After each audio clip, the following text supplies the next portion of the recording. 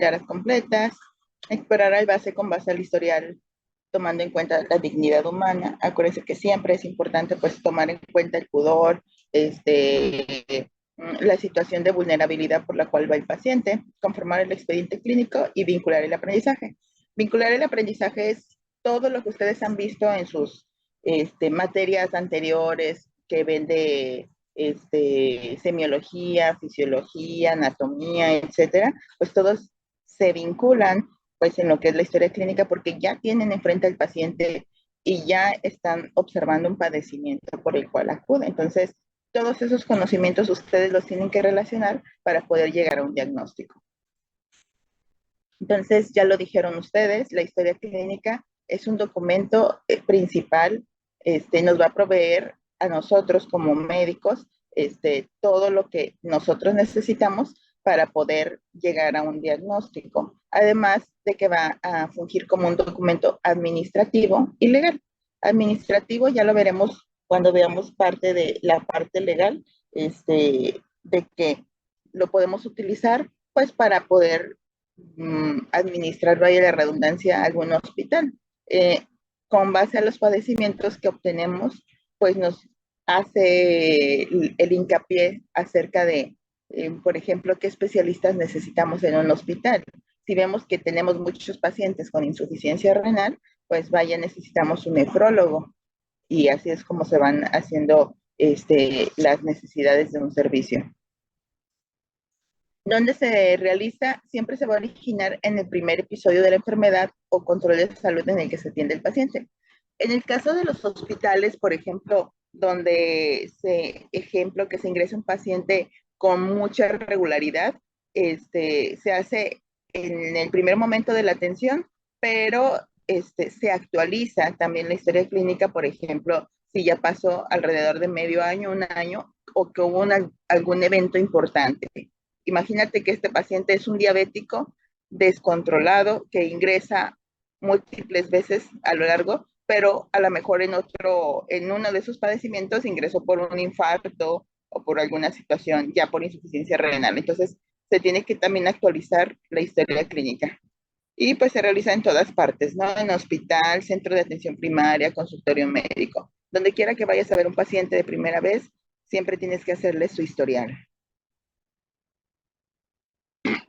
¿Qué lo va a componer?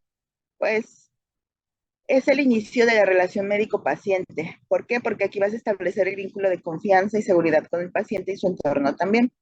Hay que mantener siempre una relación profesional con los pacientes, observando su dignidad y respetando su privacidad, y siempre dedicar el tiempo necesario y mostrar interés.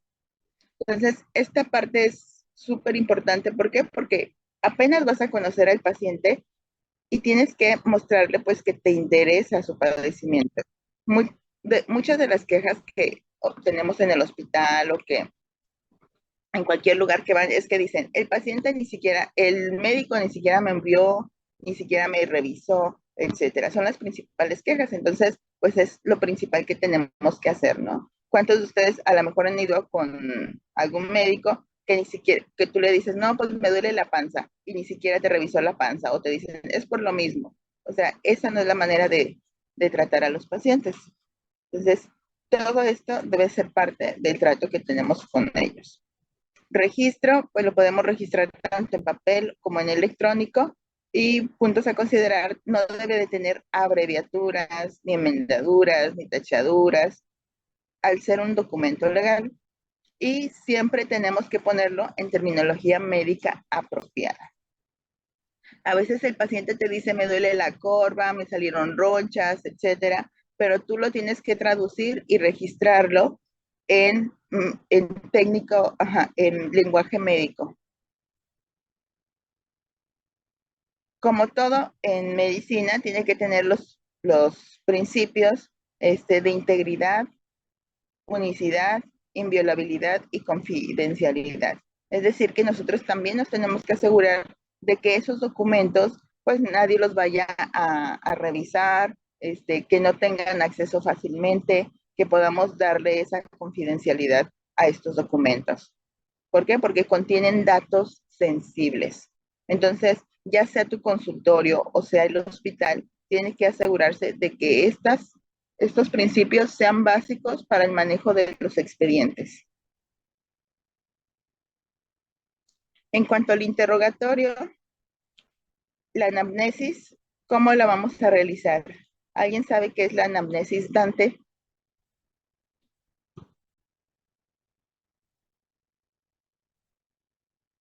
¿Me escuchas, Dante? Sí, maestra, acá estoy. Ajá. ¿Qué es la anamnesis? Pues eso es como un interrogatorio por la foto que estoy viendo, ¿no? O sea, ujú, para sacar información sobre, Ajá. sobre el paciente, seguro. ¿Y qué leíste sobre esto de que dice interrogatorio directo, indirecto, mixto? ¿Qué te imaginas que sea? Si no me equivoco, el directo pues es con la misma persona y el indirecto sería con un familiar de la persona tal vez. Ujú. Ujú. Y el mixto, pues de ambos, ¿no? Mm. ¿Cuántas veces no han pasado que llega el paciente y a lo mejor es un adolescente o incluso el mismo esposo que le pregunta a la esposa, que le dices, ¿y desde cuándo le duele la panza? Y el esposo voltea a ver a la esposa y la esposa contesta así como, ah, no, pues desde hace 3 días. Entonces, a eso se refiere el mixto. O, por ejemplo, un paciente pediátrico que, que a lo mejor te puede decir algunas cosas, tiene 5 años y te puede decir que ahí le duele o cosas así, pero ya a lo mejor la mamá te dice, no, también tuvo fiebre y vomitó 3 veces, etcétera. Entonces, directo, ya lo dijeron, es con el mismo paciente, indirecto, a lo mejor un paciente un abuelito que tiene Alzheimer, que se le olvida todo o que tiene una encefalopatía hepática, o a lo mejor un paciente en el hospital que sufrió un traumatismo craneoencefálico y que no puede hablar por obvias razones porque está intubado. Entonces, ahí el que te contesta completamente todo es el familiar y el mixto, pues de ambos. Entonces, fíjense bien, la anamnesis o el interrogatorio es la parte más difícil de la historia clínica porque el lenguaje debe de adaptarse al paciente a su inteligencia y sus conocimientos. Nosotros nos adaptamos al paciente, no al revés. ¿Por qué? Porque a lo mejor es un paciente con un nivel académico muy bajito, entonces tú como médico tienes que ser capaz de preguntarle cosas importantes o cosas médicas de una manera que entienda el paciente. ¿Por qué? Porque si le dices, oiga, ¿y cuándo le dio el prurito? Pues tú crees que el paciente va a saber, pues claro que no, va a decir, ¿y eso qué es? Entonces ya le preguntas, ¿cuándo le dio comezón? Pero ustedes, cuando lo escriban en su historia clínica, pues ahí sí le tienen que poner, tiene prurito desde hace 3 semanas, ¿sale? Entonces, ustedes son los que se adaptan dependiendo del contexto sociocultural del paciente. Y, por ejemplo, en zonas donde se tienen palabras muy específicas, también nosotros tenemos que aprender y adaptarnos a cómo se dicen esas palabras o qué es lo que significan para el paciente. Y también es válido, acuérdense, no lo sabemos todo, entonces es válido decirle al paciente, oiga, ¿y qué quiere decir con que le duele la corva? A ver, señáleme dónde es la corva.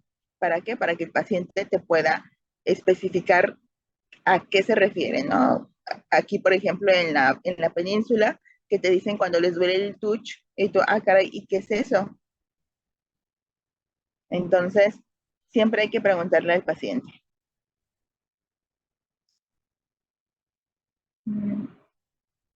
Entonces, ficha de identificación. A ver, Iván, platícanos de la ficha de identificación.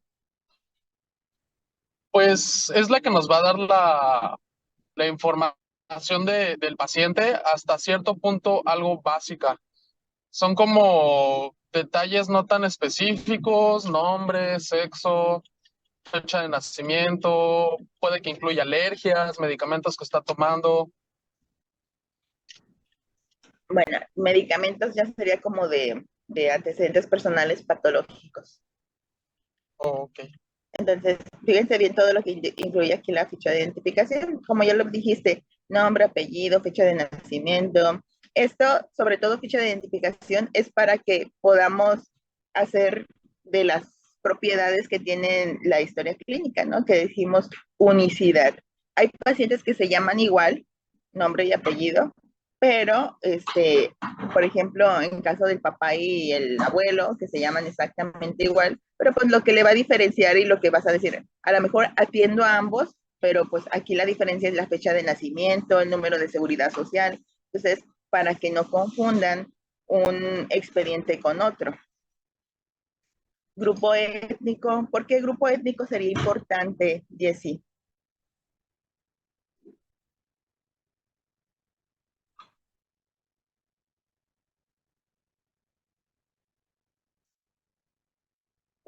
¿Me escuchas, Jessie? Sí, por favor, perdón. ¿Me puede repetir la pregunta? Ajá, ¿por qué grupo étnico sería importante anexarlo a nuestra ficha de identificación? Bueno, igual depende de qué lenguaje o lenguas hablan y pues siento que la comunicación entre médico-paciente pues se puede dificultar un poquito en dado caso de que el grupo étnico sea diferente. O igual, por ejemplo, las costumbres, ya sean por ejemplo, los menonitas que viven como aislados o se casan igual con sus mismos familiares y todo esto, pues podría generar algún problema o nos podría dar de indicios de algún problema genético. Pues yo siento que para tener igual una visión general del paciente y conocer pues básicamente cómo se desarrolla, desenvuelve y pues un poquito de su cultura, siento que sería importante para toda la anamnesis del paciente. Así es, y acuérdense que también hay enfermedades relacionadas con grupos étnicos o predisposición a ciertas enfermedades. Entonces, muy bien, muchas gracias, Jessie. Edad, sexo, estado civil. Estado civil más que nada es por situaciones de redes de apoyo. Entonces, sabemos si el paciente es soltero, viudo, divorciado, etcétera. Entonces, vamos a saber pues a qué situación nos enfrentamos. Lugar de residencia actual y anteriores. Acuérdense que a lo mejor alguien puede adquirir alguna enfermedad en otro lugar y luego ya venir a vivir acá donde no es tan frecuente ese tipo de enfermedad, sobre todo enfermedades infectocontagiosas, este, y a nosotros darnos dificultad pues de diagnóstico, ¿no? Entonces, sobre todo si no es muy habitual en donde nosotros vivimos. Entonces, siempre es importante preguntar si vivieron en lugares anteriores y cuánto tiempo tienen viviendo aquí. Vivienda, pues ustedes ya lo conocen, ¿no? ¿Qué tipo de vivienda es? Urbana, suburbana, en el campo.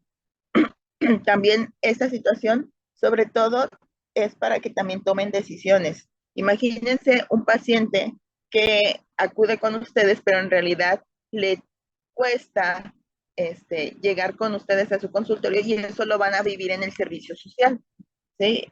Hay lugares que para que puedan llegar a un centro de salud tardan 6 horas, 8 horas en llegar.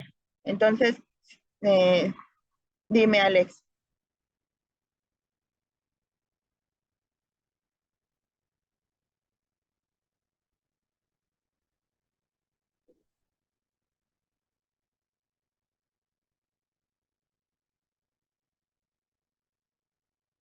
Así es.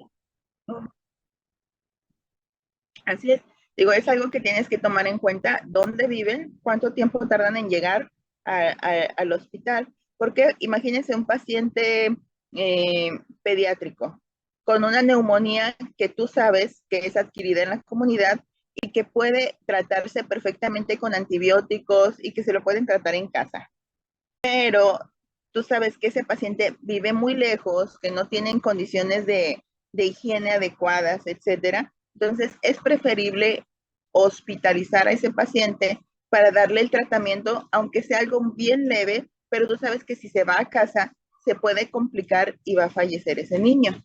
Entonces, este tipo de detalles dentro de su historia clínica los apoya a tomar decisiones acerca del tratamiento de los pacientes.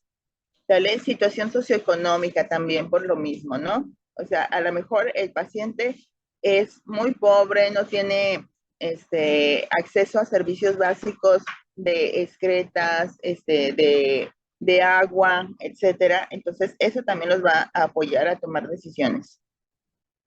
Ocupación. Kevin, ¿por qué sería importante la ocupación?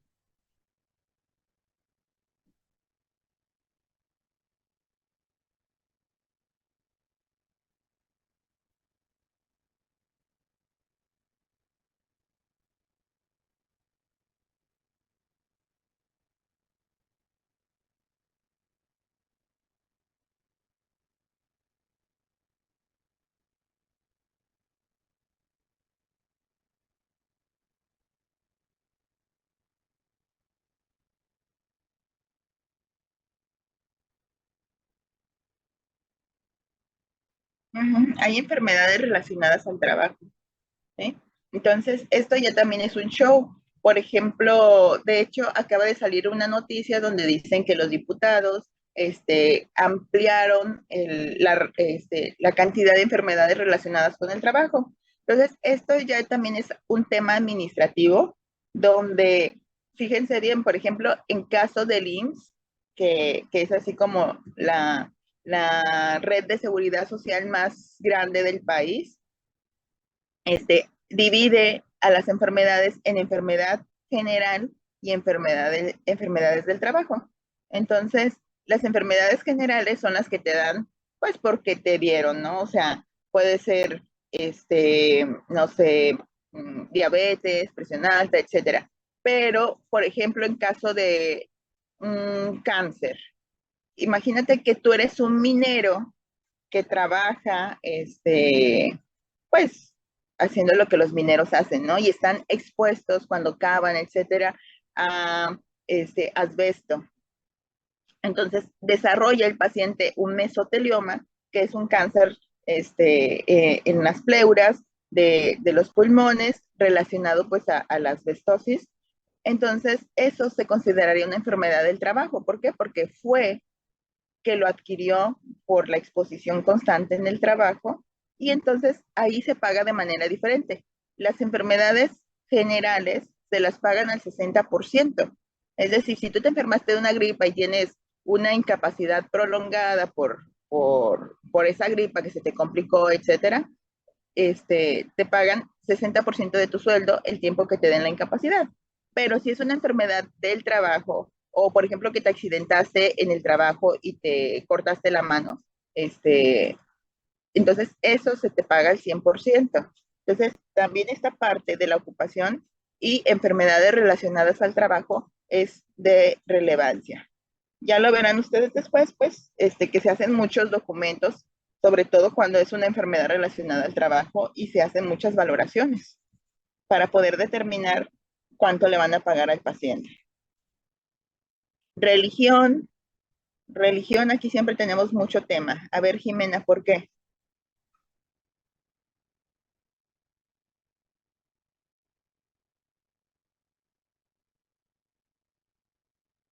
Jimena,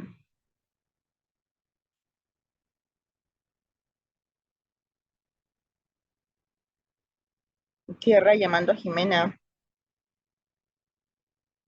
A ver, Melanie,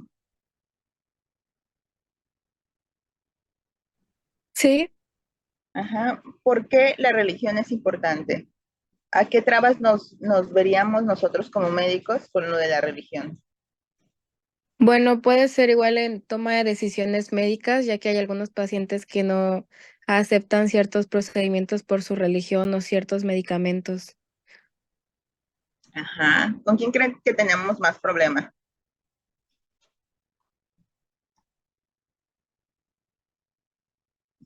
Efectivamente, con lo de las transfusiones, ¿no? Entonces, hace poco tuvimos un tema bioético, precisamente con los temas, con los testigos de Jehová. ¿Por qué? Porque mm, era un paciente pediátrico que requería transfusión. Entonces, los papás, al ser de la religión de testigos de Jehová, decían, no, no hay que transfundirlo, porque pues su alma y cosas así, ¿no? Todas las creencias que ellos tienen. Y el detalle es que es un paciente pediátrico, o sea, independiente, si tú ya eres adulto, dices, ok, bueno, va, puedes tomar la decisión que tú quieras, pero en los pacientes pediátricos entra la ley. ¿Y cuál es la ley? La ley dice que el bien mayor del niño, de hecho, está estipulado como tal. Entonces, aquí ya entran pues los médicos, todo el comité bioético para poder, incluso se lleva a situación judicial. ¿Por qué? Porque se mete un amparo de decir, a ver, espérate, está bien que tú seas el adulto, que tengas tus creencias, pero finalmente el beneficio que se le debe de dar al niño es el bien mayor. Y si este niño necesita una transfusión, discúlpame, pero aquí el Estado interviene y ese niño se va a transfundir porque se va a transfundir. ¿Por qué? Porque está en riesgo su vida. Entonces se vuelve una situación bien complicada, sobre todo, ¿por qué? Porque los papás pueden decir, ¿sabes qué? Me doy de alta voluntaria. Y pues ahí ya no los puedes detener. Entonces, sí es esta situación de la religión, sí se puede tornar complicada y volverse y llenarse de abogados y un montón de cosas. Pero aquí la ley y el Estado dicen el bien mayor del niño, sobre todo cuando es en cuestión de un paciente pediátrico. Escolaridad, pues la escolaridad también va a tener mucho que ver, aunque hay situaciones en que a lo mejor es un paciente estudiado y lo que tú quieras, pero tiene también teorías conspiracionistas y, por ejemplo, están en contra de las vacunas o cosas así. Entonces, la escolaridad, créanme que no asegura nada, pero igual, de todos modos, la forma de hablarle al paciente, de explicarle y todo eso, pues a nosotros quizás se nos facilite un poco más cuando tienen una escolaridad más alta. Tipo de sangre, pues esto es indispensable conocer cuál es nuestro tipo de sangre, pues para poder tomar decisiones en cuanto a transfusiones. Antecedentes heredofamiliares. A ver, Karime, platícanos. Bueno, pues Eso. esto es importante porque, por ejemplo, si tú vas por que tienes, no sé, el azúcar muy alto, te estás empezando a sentir mal y resulta que tus papás tienen diabetes, pues seguramente pues tú vas a tener diabetes, o sea, muy probablemente. Entonces es más fácil como atenderte y una prediabetes y ya sabemos que eres muy propenso a tenerla a que no lo supieras. Así es. Entonces, acuérdense que el ambiente familiar o nuestra familia también tiene mucho que ver, ¿no? Los hábitos alimenticios y todo. Entonces, son una familia a lo mejor que todo el tiempo está comiendo de manera mal, pues lo más probable es que, como tú lo dices, ya desarrollaron diabetes, hipertensión, síndrome metabólico, dislipidemia, etcétera. Entonces tú dices, ah, pues el paciente que viene porque le duele a lo mejor le duelen las rodillas, pero tú lo observas y lo viene acompañando la mamá y el papá, y es un paciente gordito, que pesa, no sé, un 70% más de lo que debería de pesar para su edad, para su estatura, etcétera. Entonces, sabes que la mamá tiene diabetes, sabes que el papá también tiene diabetes, etcétera. Entonces, tú de esta manera tú lo relacionas y dices, ah, caray, o sea, viene por dolor de rodilla, pero también puede desarrollar esto. Y entonces es cuando ustedes detectan y también pueden hacer intervenciones de prevención. Entonces, sí es importante, pues, consignar todos los familiares directos. Y fíjense bien, siempre hay que registrar las edades a las que les dio el padecimiento de los familiares. Ejemplo, otro ejemplo en el que sería súper importante, cáncer de mama. ¿Sí?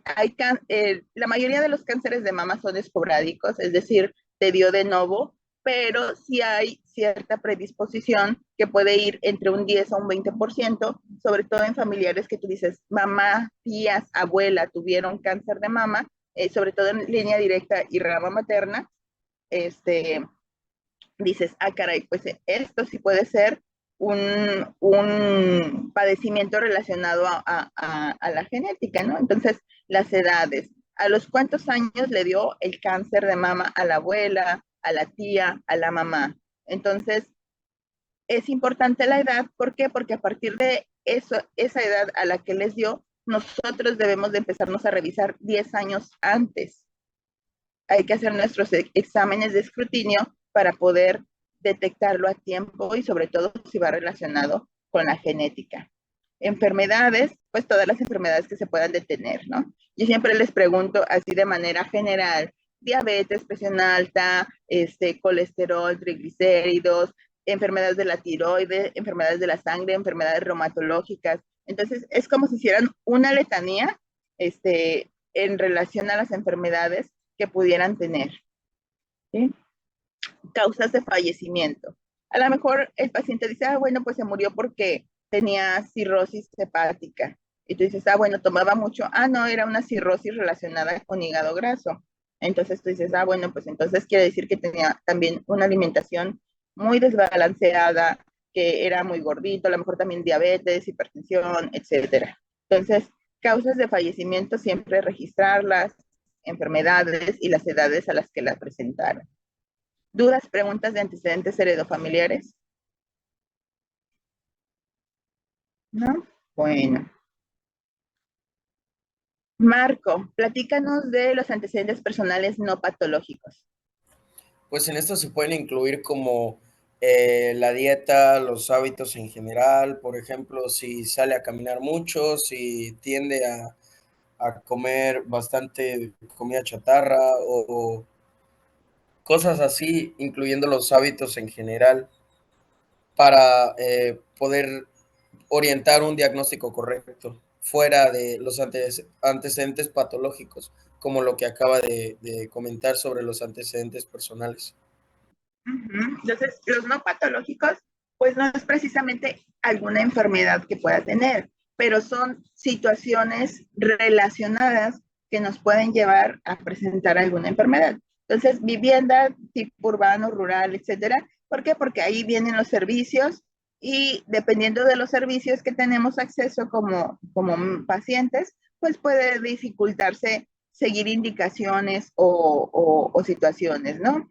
Cuántos dormitorios tiene y cuántas personas habitan, sobre todo si hay hacinamiento, por ejemplo, enfermedades infectocontagiosas se pueden propagar mucho más fácil, ¿no? Y al rato, o sea, a lo mejor es un niño el que viene por una neumonía, pero al rato ya tienes a toda la familia ahí toda enferma.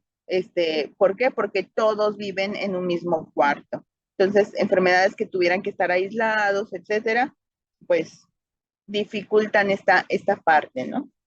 Entonces, es lo que les comento, o sea, con base a estos datos, ustedes pueden tomar decisiones desde hospitalizar a un paciente o dejarlo ir a casita, porque sabes que va a estar bien cuidado, por la mamá, por el papá, o bien que tú dices, híjole, no me entienden indicaciones, vive muy lejos, se va a complicar, mejor lo dejo hospitalizado. Sobre todo esto pasa en pediatría, que es así como, acuérdense, el bien mayor del niño, que es lo que determina también las acciones de los médicos, este tipo de situaciones nos pueden orientar qué hacer. Hábitos higiénicos y dietéticos, ya lo comentamos, cuántas veces comen al día, qué es lo que comen, si es una dieta suficiente en calidad y cantidad o tenemos malos hábitos que nos pueden llevar a enfermedades. Higiene, baño y cambio de ropa, cepillado dental, que también pues tiene que ver pues con la vivienda, el hacinamiento, etcétera. Dieta, cuántas comidas realiza al día, si respeta horarios, contienen todo lo básico que necesitamos. Zoonosis, convivencia con animales. Siempre hay que preguntar pues qué tipo de mascotas tenemos, también por el tipo de enfermedades que pueden estar relacionadas a este tipo de animales. Alcoholismo. A ver, esto sí es importante. Cincia, platícanos cómo preguntamos la parte del alcoholismo, tabaquismo, toxicomanías. Hola, buenos días. Bueno, Pues yo preguntaría cuál es el consumo diario de alcohol, cuántos cigarrillos fuman, si toman drogas no legales para la toxicomanía, cuáles y qué cantidad. sobre todo tenemos que registrar el consumo, ¿sí? Y preguntarle siempre a los pacientes, ejemplo, ¿cuántos cigarrillos se fuma al día? ¿Cuántos cigarros se fuma? Cuando más fuma, y hacer la cantidad del índice tabáquico. ¿Para qué? Para que nosotros podamos establecer si existen factores de riesgo. A lo mejor igual no va por lo del tabaquismo, pero le puedes decir, ¿sabe qué? Por los años que usted ha fumado y la cantidad que ha fumado, ya necesita una tomografía de prevención para saber pues que no hay nada raro ahí o qué daño tiene el pulmón para estar sospechando en un EPOC, ¿sale? Entonces, sí es importante estar preguntando este tipo de situación. Dime, Karime. Bueno, no sé si hay como una forma, como, no sé si más amable de decirlo. Yo siento que, por ejemplo, hay pacientes que han de mentir muchísimo en el tema de su consumo, ¿no? Por ejemplo, tal vez del alcohol y los cigarros, ¿no? Porque es como algo muy aceptado socialmente, pero sí con ciertas drogas. Entonces, no sé, por ejemplo, si se le va a administrar una anestesia, no sé si tenga como pues, o sea, obviamente tiene mucha relevancia, ¿no? Si consume más drogas, pero ¿cómo podríamos sacarle esa información y que le diera confianza de decirlo? Pues por eso la parte de la anamnesis es así como de las más complicadas. O sea, siempre tú debes de decirle a los pacientes porque muchas veces quieren ocultarte la información. O, por ejemplo, también los adolescentes cuando van con la mamá, no te lo quieren decir. Entonces, o también cuando le preguntamos antecedentes ginecobstétricos, no te quieren decir cuántas relaciones, cuántas parejas sexuales han tenido o si ya iniciaron vida sexual activa. Entonces, esto sí tenemos que tener como un poquito de detalle, pero preguntarlo siempre con naturalidad, como si realmente a ti no te importara, o sea, es como si fuera una pregunta más y le estuvieras preguntando, ay, ¿cuánto, no sé, qué dieta normal? Entonces, simplemente tienes que preguntárselo ahí y si le ves cara de que no te quiere decir, también puedes invitar a los papás, sobre todo cuando vienen con los papás, de decirle si nos permite un momento afuera para que podamos hacer el interrogatorio adecuadamente o cosas así, porque sí hay como una traba, sobre todo cuando están los familiares o el papá, la mamá, y ellos no quieren mencionar. Y establecerle también desde un principio que toda la información es confidencial y que se necesita decir la verdad para poder llegar a un diagnóstico más preciso. Entonces, hay situaciones que de repente también, incluso ya estando ahí en el mero hospital, tampoco te lo quieren decir los pacientes, ¿no? Nos pasó con un paciente que traía taquicardia, pues clínicamente estaba súper mal. Entonces, ya en el interrogatorio preciso, nos comenta que tuvo una fiesta muy loca, y que un reto de lo que hicieron era meterse, como tipo un condón en el recto, pero adentro del condón tenía como droga. Entonces, obviamente eso se perforó o no sé qué le pasó, entonces se absorbió por la mucosa del recto y todos los síntomas que te genera la droga, pues los tenía, pero maximizados porque no era la dosis que habitualmente se metían, ¿no? Entonces, sí hay que preguntar así, ser bien incisivos y expresarles que toda la información que ellos oculten o traten de ocultar es relevante para nosotros porque nos puede llevar a otras situaciones y no darle el diagnóstico o el tratamiento preciso que ellos necesitan. Entonces, pues sí, es sobre todo establecerles la confianza y que tú no los vas a juzgar. Yo creo que es la parte que más les preocupa a los pacientes, que los vayamos a juzgar, si se drogan o si lo hacen, ¿no? Gracias. De nada. Entonces, fecha de inicio de consumo, hábito de consumo, si ya lo han dejado y por cuánto tiempo. Antecedentes personales patológicos. Dime, Iván. Yo tengo una duda. Comentaba que cuando estamos haciendo el interrogatorio, sería lo ideal sacar a los familiares para ciertas preguntas. En el caso de que sea un paciente pediátrico, no podemos hacer eso, ¿verdad? Tiene que estar. No, Ok. no. Y sobre todo, por ejemplo, tampoco si es un adolescente como tal. ¿Por qué? Porque luego se pueden prestar a malinterpretaciones y más si tú eres un médico varón, ¿sale? Entonces, siempre, Claro. por ejemplo, en caso de que vayan a hacer este tipo de preguntas o cosas así, la estrategia también que pueden utilizar ustedes es que cuando van a la revisión, se lo comentes en voz baja para que no alcance a escuchar el papá. ¿Sí me explico? O sea, le digas, oye, te voy a revisar la panza. Entonces, si tú te quedaste como médico, te quedaste con duda de que se droga o algo así, entonces cuando le vas a revisar la panza, pues obviamente el papá no está ahí a un lado, ni la mamá, y entonces le dices, oye, ya dime si te drogas, si hay alguna situación, se lo dices en voz baja y ya te va a comentar o te va a decir, ah, pues sí, pero no le diga a mis papás. Entonces, esa Y, situación, ajá, así es como la puedes manejar. y yo como médico tengo la obligación de informarle a los padres que consume alguna droga o si tiene una vida sexual activa. En relación a la vida sexual activa, no como tal, porque incluso hay así como normas establecidas acerca de que, por ejemplo, las adolescentes, ¿no? Sobre todo que se juzga mucho a las mujeres por inicio de vida sexual activa en la adolescencia, ¿no? Entonces, hay manuales específicos de cómo darle tratamiento a la información. ¿Por qué? Porque no importa que sean adolescentes, ya son mujeres, por así decirlo, entonces ellos tienen derecho a una vida sexual activa plena.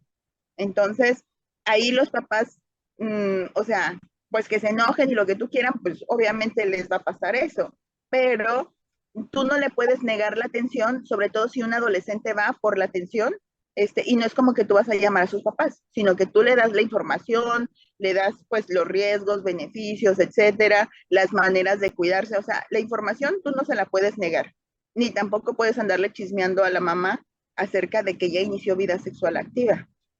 Sí, o sea, Ok. tu responsabilidad como médico es informarle todas las situaciones que pueden pasar, como riesgos y cómo se puede proteger acerca de las enfermedades de transmisión sexual, cómo identificarlas, también situaciones de abuso, cómo informarlos, que tienen todo el apoyo y que pueden, acudir en cualquier momento a los hospitales, etcétera, en caso de que sufran una situación de abuso. De acuerdo. Gracias, doctor. No, ¿de qué? Dime, Karime. Ahí en eso se tienen que levantar algún tipo de actas, por ejemplo, si vemos que hay un paciente pediátrico y que notamos que pues, sufre abuso sexual o algo así, tenemos que hacer como algún tipo de papeleo, ¿no? Sí, sí, sí, sí. Siempre que un médico sospeche del abuso sexual, lo tiene que notificar al Ministerio Público. ¿Por qué? Porque acuérdense, sigue existiendo esto del bien mayor del menor, entonces siempre hay que priorizar eso. De hecho, hace poquito sucedió en Galenia, de una nena que tenía infección de vías urinarias recurrente, etcétera. Entonces hubo sospecha por parte del pediatra que pudiera tener abuso sexual, ¿no?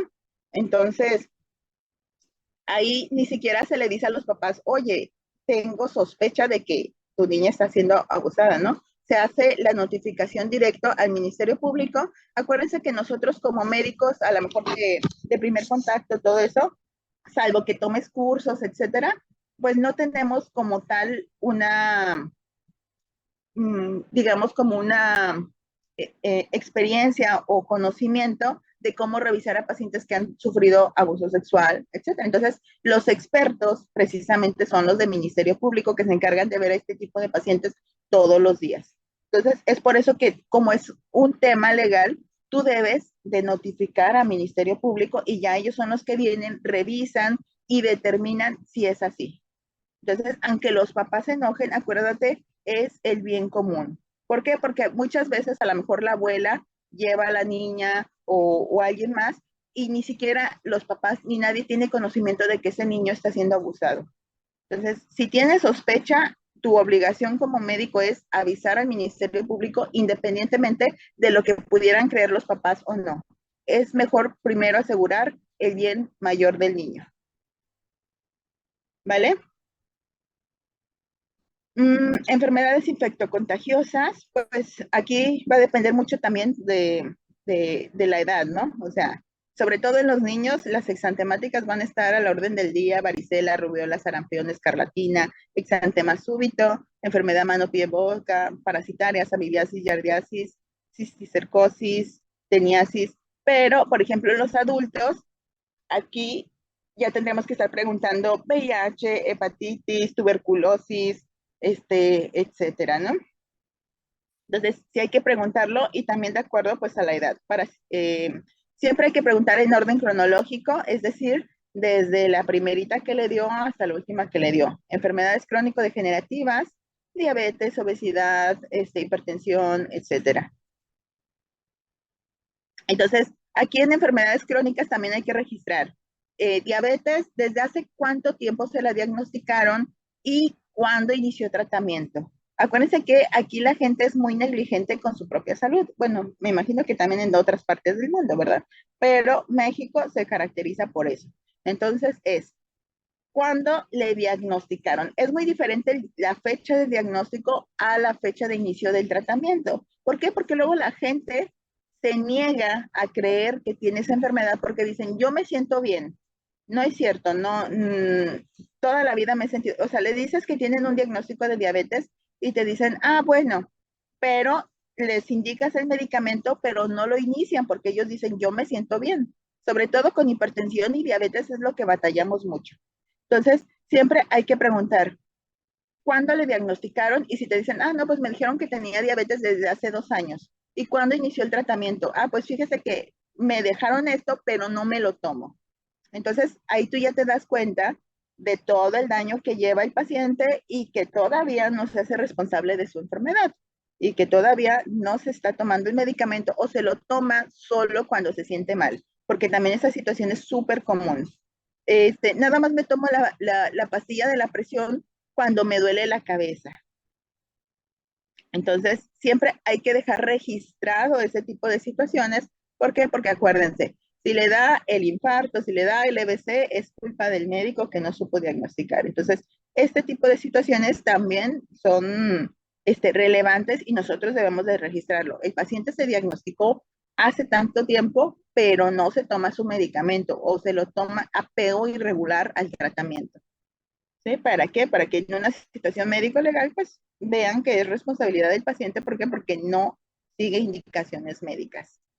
Traumatológicos, desde fracturas, lesiones articulares, esguinces, luxaciones, etcétera. También siempre hay que registrarlo por orden cronológico. No, pues a los 15 años me fracturé la rodilla, a los 20 me fracturé el codo, etcétera, ¿no? Alérgicos si son a medicamentos o alimentos. ¿Por qué? Porque, por ejemplo, en el caso de los que son alérgicos al huevo, a los mariscos, hay medicamentos que utilizan los anestesiólogos que tienen reacción cruzada con eso, o tienen una base de proteína que es relacionada, por ejemplo, a lo del huevo. Entonces, sabemos que esos medicamentos le van a hacer mal al paciente. Entonces, siempre es importante registrarlos. Quirúrgicos, ¿qué tipo de operación le hicieron? Esto también es sumamente relevante, sobre todo, particularmente para mí, que soy cirujano, las cirugías abdominales, qué tipo de cirugía le hicieron, etcétera. ¿Por qué? Porque si yo vuelvo a entrar de nuevo a esa cavidad, sé que me voy a encontrar pues un montón de adherencias, o una situación más complicada de lo que es normalmente. Fecha, cuando lo operaron, si hubo o no complicaciones y cuáles fueron los resultados. Y resultados también se refiere a resultados de patología. Por ejemplo, alguien te dice, no, pues me operaron porque se me torció un ovario, un quiste de ovario. Y ya le preguntas, oiga, ¿y si fue quiste, cuál fue el resultado? No, sí me dijeron que era que era benigno. O, ¿sabe qué? Me dijeron que era maligno. Bueno, ¿y qué tratamiento recibió después? Ya no recibí ningún tipo de tratamiento. Y tú, caray, ¿cómo estuvo eso? Entonces, también esta es una oportunidad de indagar acerca de la situación médica que vivió y qué fue lo que pasó con base a esos resultados. Accidentes severos y secuelas. Acuérdense que también, ejemplo, un paciente que, sobre todo en situaciones de trabajo, ¿no? Un paciente que se cayó, se fracturó, ya no mueve bien la pierna porque le pasó eso y le hicieron un apéndice, lo bloquearon y el paciente dice o alega que ya no puede mover bien la pierna, secundario a ese bloqueo que le hicieron, cuando en realidad el paciente desde antes ya no podía mover la pierna, ¿sale? Entonces siempre hay que dejar bien registrado esto. ¿Por qué? Porque luego capaz si quieren echarle la culpa al anestesiólogo del bloqueo, etcétera, de esa situación, cuando el paciente desde antes ya no podía mover la pierna. Entonces, accidentes severos y secuelas, siempre registrar qué le ha pasado desde antes, y si tuvo secuelas. Muchas veces cuando le preguntamos de accidentes o algo, o sea, antecedentes de fracturas y cirugías, a veces omiten que tuvieron algún accidente. Entonces, es por eso que preguntamos aparte. ¿Sí me explico? Aunque tú le preguntes si tuvo fracturas, a lo mejor en ese momento no tuvo fracturas, ni lo tuvieron que operar de nada, pero sí quedó con secuelas de movilidad. Entonces, siempre registrar este tipo de situaciones. Hospitalizaciones previas, también. La gente suele omitir este tipo de detalles si ustedes no se lo preguntan intencionadamente. Entonces, aunque le preguntemos, por ejemplo, enfermedades crónico-degenerativas, etcétera, infecto-contagiosas, los pacientes como que no relacionan que a lo mejor una neumonía, que tuvo una neumonía fue importante para nosotros. Y dice, ah, no, sí, estuve hospitalizado por una neumonía o estuve hospitalizado por una anemia severa y me tuvieron que pasar sangre. Entonces, también ahí es motivo de situación que tú tengas que interrogar y decir, ah, caray, bueno, o sea, ¿por qué tuvo esa anemia? ¿Qué está pasando? ¿Sí me explico? Entonces, preguntar la fecha en la que le sucedió, motivos de su ingreso y si se resolvió el problema o sufrió recaídas. Transfusiones, también especificar fecha, tipo de componente, cantidad, motivo y si se presentó alguna reacción adversa. ¿Dudas, preguntas con eso?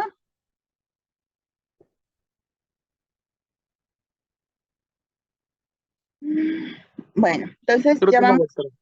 Ajá. Vamos al interrogatorio específico. Entonces, acuérdense que las historias clínicas dependen, los detalles que nosotros vamos a indagar más preciso van a depender, pues, si es hombre, si es mujer, si es paciente pediátrico. Entonces, sí varían algunas preguntas. Por ejemplo, en un adulto, ¿ustedes creen que ya nos va a interesar los antecedentes prenatales? Pues claro que no. Entonces, por eso ya no les preguntamos esas cosas, pero en caso de un paciente pediátrico, pues esto, si tiene 2 años, 3 años, esto va a ser de suma relevancia, porque nos va a dar mucha información acerca de lo que sucedió. Entonces, antecedentes prenatales, platícanos, Emiliano, ¿qué leíste de eso?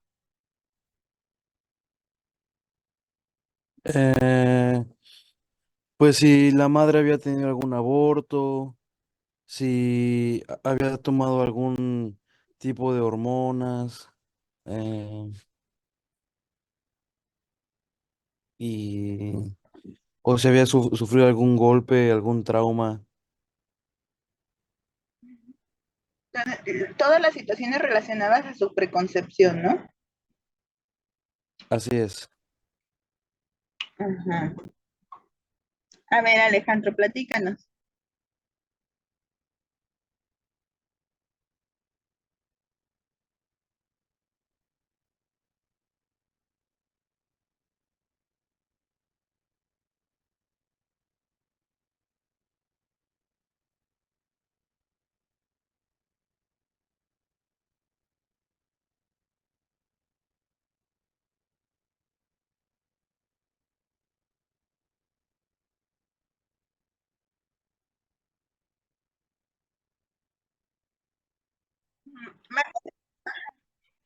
Eso es más bien de antecedentes ginecobstétricos. Cuando estamos con ajá. Los prenatales van en relación a sobre cuáles fueron las condiciones del embarazo de la mamá que pudieran afectar al nacimiento del bebé. ¿Sí? Imagínate, por ejemplo, una paciente que no llevó un adecuado control prenatal. Entonces, ¿cómo fue la recepción de ese niño? O sea, imagínate, si no llevó ningún control prenatal, ¿cómo sabes si ese niño tiene cardiopatía, si ese niño tuvo restricción al crecimiento intrauterino? o qué situaciones o qué complicaciones tuvo durante el embarazo. ¿Sí me explico? Entonces, estas van, ajá, sí, dime.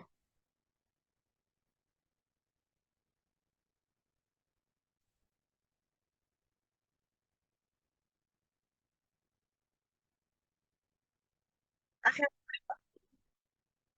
ajá, sí, o sea, sí, exacto, o sea, y eso va dentro del control prenatal, ¿sí? Y dices, ah, bueno, no, pues no tomó ácido fólico, pues probablemente tenga más riesgos de tener defectos del tubo neural, etcétera, ¿no? Entonces, mm, básicamente esto, tú ya tienes nacido al paciente pediátrico, pero pues ya le determinaste que tiene microcefalia, etcétera, y entonces es cuando estos antecedentes prenatales adquieren mayor relevancia, ¿no? Te dice la señora, no, pues nunca me cuidé, nunca, es más, ni siquiera sabía que estaba embarazada, por eso no tomé ningún medicamento, etcétera. Entonces, fíjense bien, aquí en los antecedentes prenatales son relacionados, pero con el paciente pediátrico. ¿Sí? Tú ya tienes nacido al niño, de hecho tu paciente es el paciente pediátrico y a ti te interesa saber qué pasó antes del nacimiento de este bebé, ¿sí? ¿Qué gesta es la madre? Es decir, la mamá como tal, ¿cuántas veces ha estado embarazada previo a este nacimiento de este niño? Entonces, eso también te va a dar mucha información, ¿no? A lo mejor es una paciente que ya estuvo embarazada 8 veces. Y tú dices, ah, caray, ¿por qué estuvo embarazada 8 veces? Este, no, pues todos los demás fueron abortos. Ahí dices, ah, mira. Entonces, vas relacionando características de la mamá con este nacimiento de este bebé. ¿Cuántas veces parió? Si fueron cesáreas, fueron abortos, a qué edad se embarazó del paciente, semanas de gestación, si llevó o no control prenatal, por quién, ¿por qué? Porque a veces la partera fue la que le llevó el control prenatal, ¿no? Entonces tú dices, ah, caray, pues no, pues nunca se hizo un ultrasonido de primer trimestre, nunca se hizo un morfológico, etcétera, ¿no? Entonces, fíjense bien, control prenatal y por quién también es importante y nos va a dar mucha información. Periodicidad, pues, sí, fui a control prenatal, pero nada más fui una vez en todo el embarazo. Pues entonces eso no es un adecuado control prenatal, ¿sí? Entonces, ojo, todo este tipo de situaciones también son, sobre todo de los más demandados, son los ginecólogos. Hay una lista que nos dice quiénes son los más demandados y dentro de ellos son los ginecólogos, los traumatólogos, los anestesiólogos y los de radiología, aunque no lo crean también. Periodicidad, complicaciones durante el embarazo, si la paciente cursó con sangrados, con infecciones de vías urinarias de repetición, a lo mejor tuvo placenta previa, o sea, qué situaciones se complicaron durante su embarazo, alimentación durante el embarazo y si se golpeó, si tuvo traumatismo, si se cayó, si la golpeó el esposo, todo este tipo de situaciones también son importantes. ¿Sale? Antecedentes perinatales. ¿Qué quiere decir perinatales, Dante?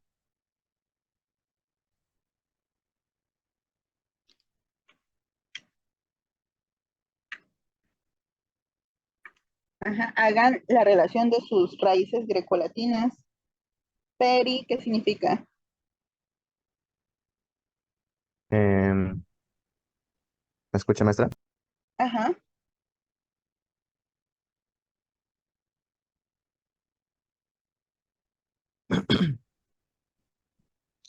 Pues es creo lo que dura el trabajo del parto en la mujer. ¿Aló? ajá. ¿Qué más? O sea, el tiempo que va de embarazo, ¿no? Del tiempo hasta que, que pues nace, las 22 semanas de gestación, las 4 semanas de vida del neonatal, bueno, de sus terapias para que pueda dar a luz. Y también incluye la psicología perinatal, que es el deseo y la búsqueda de la gestación, ¿no? Para que pueda, bueno, más que todo por el bien de la mujer y el bebé. Ok, fíjense bien. Antecedentes perinatales se refiere a las condiciones alrededor del nacimiento de ese niño. ¿Por qué va a ser importante? Porque a lo mejor te llevan tú eres el médico de primer contacto de un pueblito y te llevan a un niño que tiene 6 meses y no tiene un adecuado desarrollo. Te dice la mamá, pues fíjese que mis otros hijos a los 6 meses ya se podían sentar solitos y detenían la cabeza, pero este bebé no hace absolutamente nada. De hecho, batallo para alimentarlo. Entonces tú ya empiezas a hacer tu interrogatorio perinatal y te das cuenta que la paciente se alivió con la partera y que el bebé no lloró ni respiró al nacer, que lo tuvieron que llevar al hospital y de ahí del hospital que estuvo en incubadora tanto tiempo, etcétera, ¿no? Entonces te das cuenta que ese niño tuvo hipoxia al nacer y ahora tiene una, ¿cómo se llama? No, se me fue. Parálisis cerebral infantil. Entonces, ¿cómo te das cuenta? Pues con el interrogatorio. Entonces, fíjense bien, aquí características del trabajo de parto. ¿Cuánto tiempo duró su trabajo de parto? Semanas de gestación. No, pues sabe que se me estaba pasando el parto, el paciente o el niño nació meconeado, etcétera. Dime, Jessie. Profa, ¿por qué sería importante? ¿Cuánto duró el parto? Precisamente por esto, ¿no? O sea, pacientes con trabajo de parto prolongado pueden tener complicaciones, sobre todo de hipoxia cerebral. ¿Por qué? Por la situación en la que viven. O sea, un trabajo de parto prolongado se relaciona pues a complicaciones y que tardaron mucho en sacar al bebé. Sí, entonces, ¿dónde fue atendida? No, pues fue atendida por la partera y no tuvo una adecuada atención, ¿no? O cómo fue, o acá lo que de repente ahorita está muy de moda, que parto en agua y todo ese tipo de situaciones, ¿no? Hay loquillas que se, ideas medias raras. Mm, ¿Dónde fue atendido? ¿Cómo fue obtenido el producto? Si necesitaron realizar cesárea de emergencia, si fue obtenido por parto, que todo fue normal, o bien que incluso necesitaron forceps para sacarlo, o maniobras ginecológicas, etcétera. Si hubo complicaciones durante su extracción, se utilizó forceps, características del líquido amniótico. Siempre es importante preguntarle este tipo de situaciones, por lo que ya les comenté. Si el paciente aspiró meconio, generalmente esto sí lo saben las mamás, que te dicen, no, pues me dijeron que el bebé ya se había hecho popó dentro, que es precisamente lo del meconio, ¿sí? Las características de la placenta, porque también te dicen, no, pues el ginecólogo me dijo que mi placenta ya estaba muy vieja, que tenía calcificaciones, que estaba muy chiquita, que ya no estaba alimentando al bebé y por eso me hicieron la cesárea, ¿sí? Entonces, esto generalmente sí lo van a saber las mamás. Y ahora es súper importante, respiró y lloró al nacer. ¿Sí? Esto, acuérdense, todos los bebés deben de hacer eso porque es lo normal, lo natural. Entonces, para eso existen nuestras valoraciones. ¿Alguien sabe qué es el APGAR? Carolina. Sí, doctora, ¿podría repetirlo? Ajá. ¿Qué es el APGAR?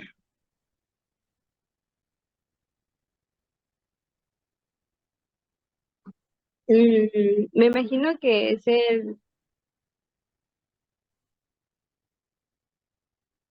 la verdad, no sé, doctora. O sea, sé que tiene que ver con el bebé, pero la verdad no me acuerdo bien ahorita.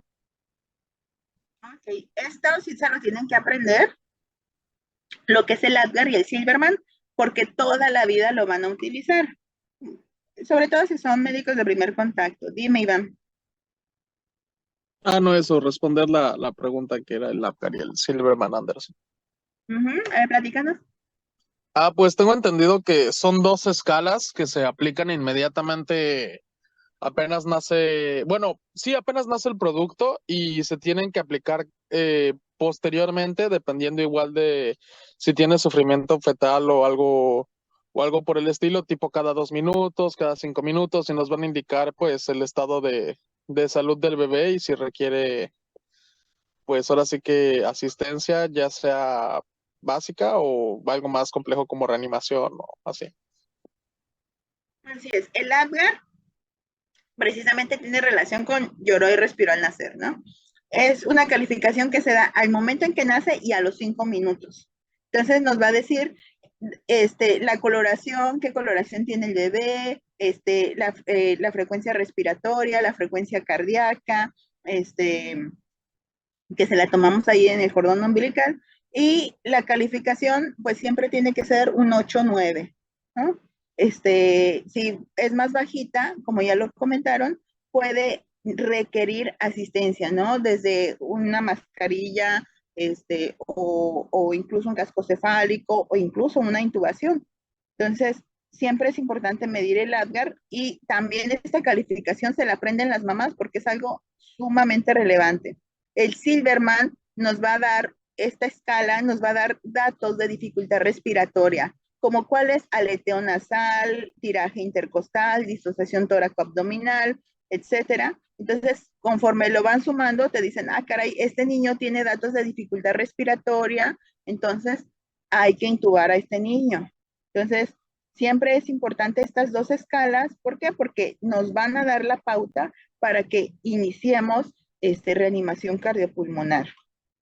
Entonces, ya le preguntas a la mamá, ¿ameritó maniobras de reanimación, bolsa de oxígeno, intubación? ¿Cuánto tiempo estuvo ahí en la terapia? Si es que hubo necesidad de llevar al paciente.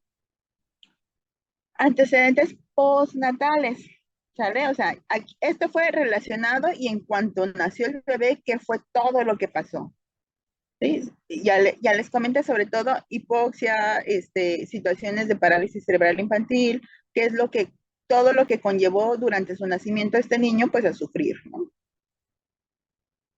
Los antecedentes postnatales, ok, ya nació el niño, sí necesitó reanimación, ¿cuánto tiempo estuvo en incubadora, cuánto tiempo, por qué fue lo que pasó? A lo mejor ya la mamá te dice, pues fíjese que tuve preeclampsia, el niño tuvo restricción al crecimiento, tuvo situaciones ahí que ameritaron que estuviera en incubadora por tanto tiempo. O a lo mejor también te dicen, el niño estuvo amarillo, tuvo ictericia, entonces fue necesario dejarlo con las lámparas azules, etcétera, y ya te platican qué fue lo que pasó con ese niño. O sabe que yo era O negativo y no me pusieron la vacuna y el niño tuvo hemólisis, etcétera, etcétera, etcétera. Entonces, este tipo de situaciones, si necesitó estar hospitalizado después de su nacimiento o si se egresó con la mamá, lo dieron de alta o si regresó al hospital. ¿Sí?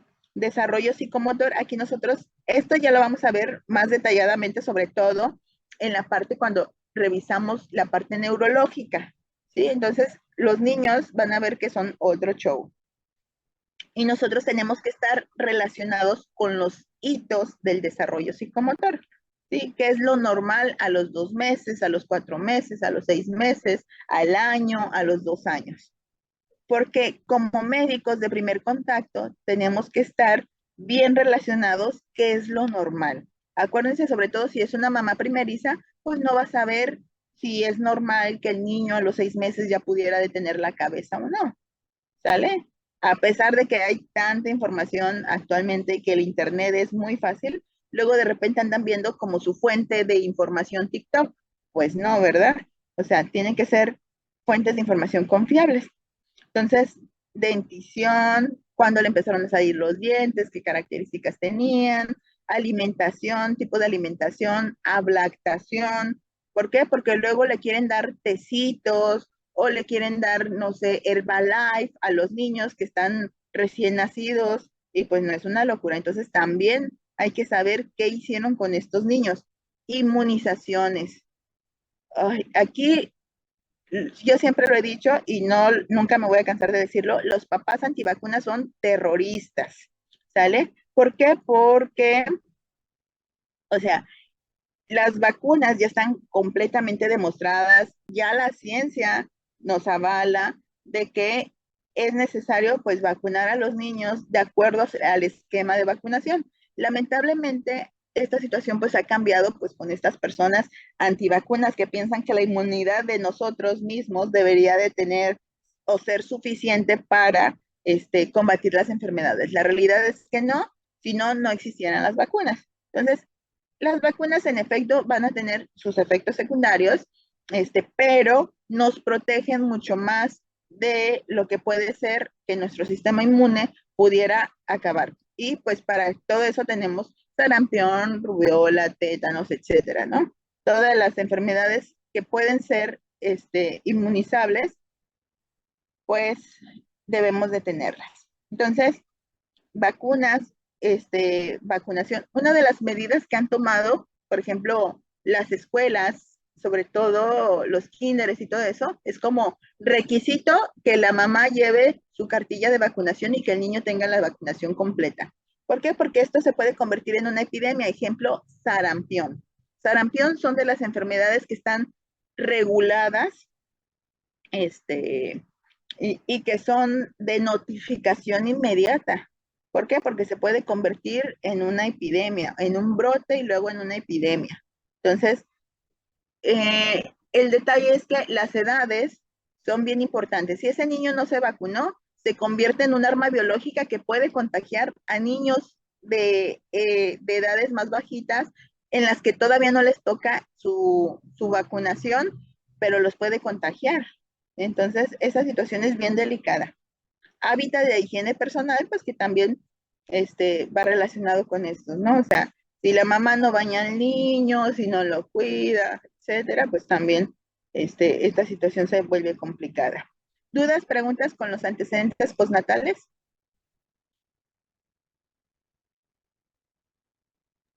No, doctora, creo que no. Bueno, entonces sigamos con los antecedentes andrológicos. Sí, hay que, generalmente no preguntamos mucho esto, pero es importante. ¿Por qué? Porque también es parte, así como de cajón a todas las mujeres les preguntamos los antecedentes ginecobstétricos, a los hombres tenemos que preguntarles antecedentes andrológicos. Son relevantes, ¿sí? Sobre todo para darnos información acerca de lo que está viviendo el paciente. A ver, Jessie, platícanos qué leíste de los antecedentes andrológicos. Pues así como es importante conocer el inicio de la vida sexual de una mujer para saber igual, bueno, igual como su menarca y todo eso, también es importante conocer todo acerca de los antecedentes sexuales del hombre, igual porque ellos, por ejemplo, bueno, si no mal recuerdo, creo que hay un tipo de virus que ellos son portadores, pero no pueden presentar la enfermedad. O igual, por ejemplo, su forma de higiene, bueno, más o menos es lo que yo entendí, y para prevenir, por ejemplo, enfermedades tanto urinarias como igual cáncer de próstata y todo esto, tener, ¿cómo se llama? Monitoreado este sentido. Igual, por ejemplo, para enfermedades de transmisión sexual como VIH, SIDA, ¿cómo se llama este otro? Bueno, hay unos, bueno, herpes, cosas que podrían dañar la integridad del paciente en ese ámbito. Ok, muy bien. Bueno, mira, en relación, no que sean así como portadores, yo creo que te refieres al virus del papiloma humano. La realidad es que ellos también pueden desarrollar enfermedades. Ahí tenemos cáncer de pene, ¿sale? Entonces, no es como que sean portadores, sino que las manifestaciones son menos evidentes, ¿sí? Pero de que pueden desarrollar enfermedades relacionadas a virus del papiloma humano, claro que sí pueden relacionar. No es como que solo sean los portadores, también desarrollan enfermedades relacionadas con ello, ¿sale? Entonces, inicio de vida sexual activa, si utilizan métodos de planificación familiar, orientación sexual, si sostiene relaciones de alto riesgo. Aquí siempre es importante preguntarlo. ¿Por qué? Pues porque es súper común en México, México machista, acuérdense, de que es bien típico que hasta el papá o los familiares o los amigos dicen, vamos a que te estrenes. Y ahí la llevan con la prostituta, ¿sale? Entonces, relaciones de alto riesgo, o por ejemplo también aquí Cancún es sede de Degenere y todo lo que tú quieras, ¿no? Entonces, tienen de repente fiestas, drogas, etcétera, entonces donde hubo situaciones que ya ni se acuerdan ni qué pasó, entonces ese tipo son relaciones sexuales de alto riesgo. ¿Por qué? Porque ni se acuerdan qué pasó. Entonces, obviamente, si no te acuerdas qué pasó, no sabes si te cuidaste o no te cuidaste, ¿sí? Alteraciones de la libido, esto y pues ya para pacientes un poquito más mayores, situaciones que lo disminuyan, si ha padecido enfermedades de transmisión sexual y si hubo un tratamiento, porque luego de repente dices, ah, pues me salía como pus por la uretra, tenía unas ronchitas, etcétera, y tú dices, bueno, ¿y recibió tratamiento? Ah, no, pues no. Entonces, siempre hay que preguntar si de las enfermedades que tuvo, recibió tratamiento y si ese tratamiento se curó o persistió la enfermedad. Dime, Ale.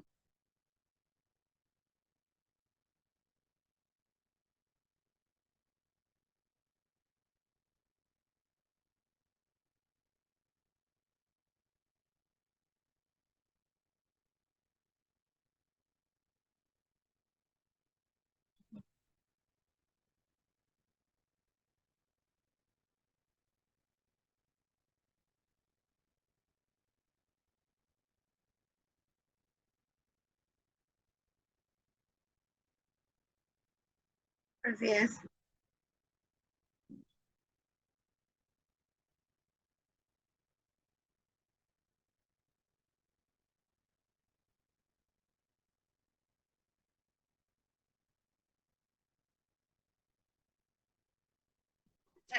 Sería lo ideal, acuérdense que para en todas las partes, ¿no? Para los laboratorios, en los hospitales y todo eso, tenemos que tener la autorización para solicitar ese tipo de estudios, ¿sí? Pero sí es importante, cuando tú interrogas al paciente y te dice todo esto, tú le puedes ofrecer y decirle, ¿sabes qué? Vamos a hacerte unos estudios, para ver que todo esté bien, etcétera. Entonces, aquí es donde nosotros podemos incidir. Para eso nos sirve el interrogatorio, para que nosotros propongamos desde estudios hasta situaciones que tú digas, ¿sabe qué? Necesita hacerse esto. ¿Por qué? Porque tiene mucha carga genética, tiene mucho factor de riesgo para tener este tipo de enfermedades. Ya el paciente pues decidirá si se los hace o no se los hace, ¿no? Pero tú como médico cumpliste en solicitarlos y lo dejas en el expediente. Dices, por factores de riesgo, nosotros solicitamos prueba de VIH y el paciente se niega a hacerlo, ¿vale? Entonces, ojo, también hay que dejar constancia de que nosotros propusimos y que el paciente a lo mejor no quiso, ¿no? A lo mejor el paciente te dice, sí, pero no me lo voy a hacer, doctor, porque te lo dicen así. Y tú, bueno, pues finalmente es su decisión, ¿no? Y también cuando detectamos alguna enfermedad de transmisión sexual, también como nuestra labor es decirle, ¿sabes qué? A todas las parejas que has tenido recientemente en un lapso de 6 meses, es necesario que les platiques y les digas que se te detectó esta enfermedad. ¿Por qué? Porque también tienen que revisarse. ¿Sí me explico? Andrológicos específicos, pues que el paciente haya tenido priapismo, alteraciones de la erección, de la eyaculación, si tiene secreción uretral, qué características. A veces, fíjense bien, por ejemplo, un cáncer de próstata nos puede dar una secreción por la uretra sanguinolenta, ¿sí? Dolor testicular, si tiene alteraciones en el escroto o en los testículos, que no sé si cáncer de testículo, ¿cómo se detecta? Nosotros tenemos un dicho que dice el diagnóstico de cáncer de testículo es diagnóstico de novia. ¿Por qué? Porque le tocas el testículo y el testículo está súper duro. Entonces, la novia le dice, ¿sabes qué? Esto no es normal. Y entonces es cuando vienen a revisión. ¿Sí? Entonces, ¿cómo son los testículos? Si tienen alteraciones en el escroto o enfermedades de transmisión sexual. ¿Dudas, preguntas con los antecedentes andrológicos?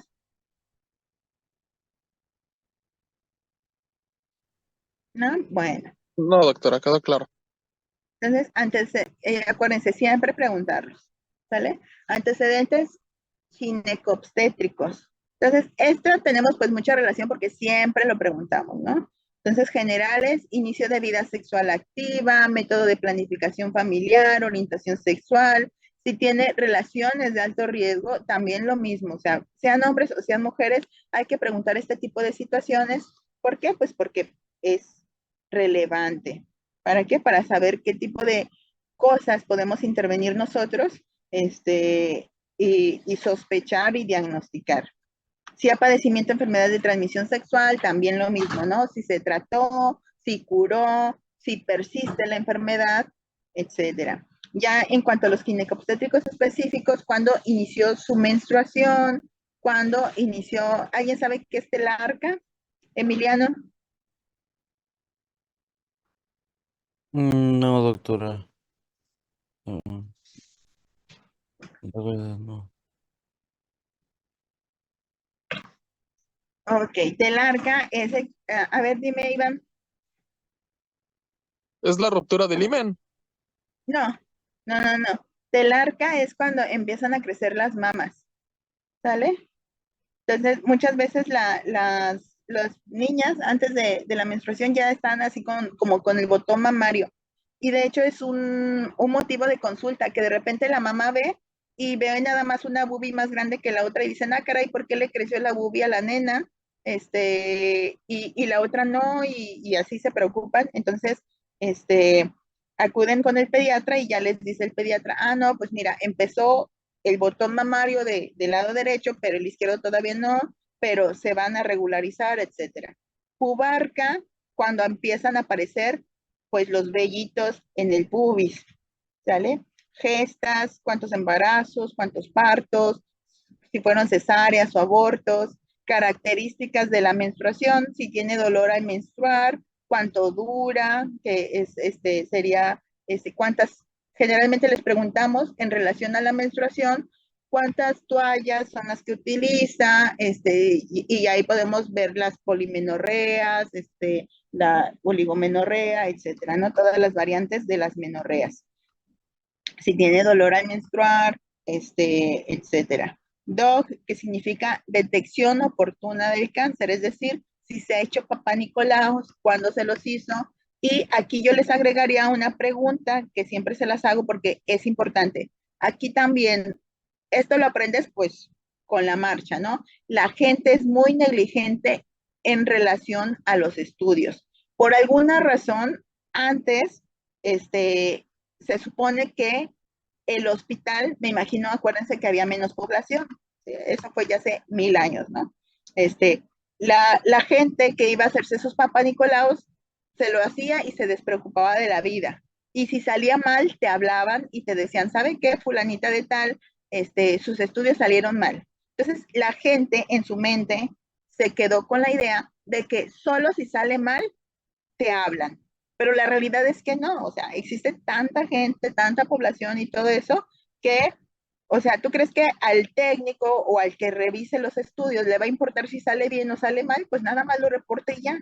Entonces, yo siempre les pregunto a las pacientes, a ver, ¿te has hecho papá Nicolau? Sí. ¿Y cómo salió? Y su respuesta es, pues no me han hablado, eso significa que salió bien. Y la realidad es que no. Tú tienes que invitarlos y decirles, no, las cosas no son así. Tú tienes que ir por tus resultados y tiene que evaluarlo un médico para saber si está bien o está mal. ¿Sale? Entonces, siempre invitar a los pacientes, si se hacen sus papá Nicolaos, a que si ellos vieron los resultados y si salió bien. Lo mismo con dogma. ¿Qué quiere decir dogma? Detección oportuna del cáncer de mama. ¿Sí? Entonces, si se han hecho ultrasonidos, si se han hecho sus mastografías, acuérdense que a partir de los 40 les toca año con año hacerse sus mastografías y en relación a los papá Nicolaos, ¿cuándo sería importante que se los empezaran a hacer, Carolina?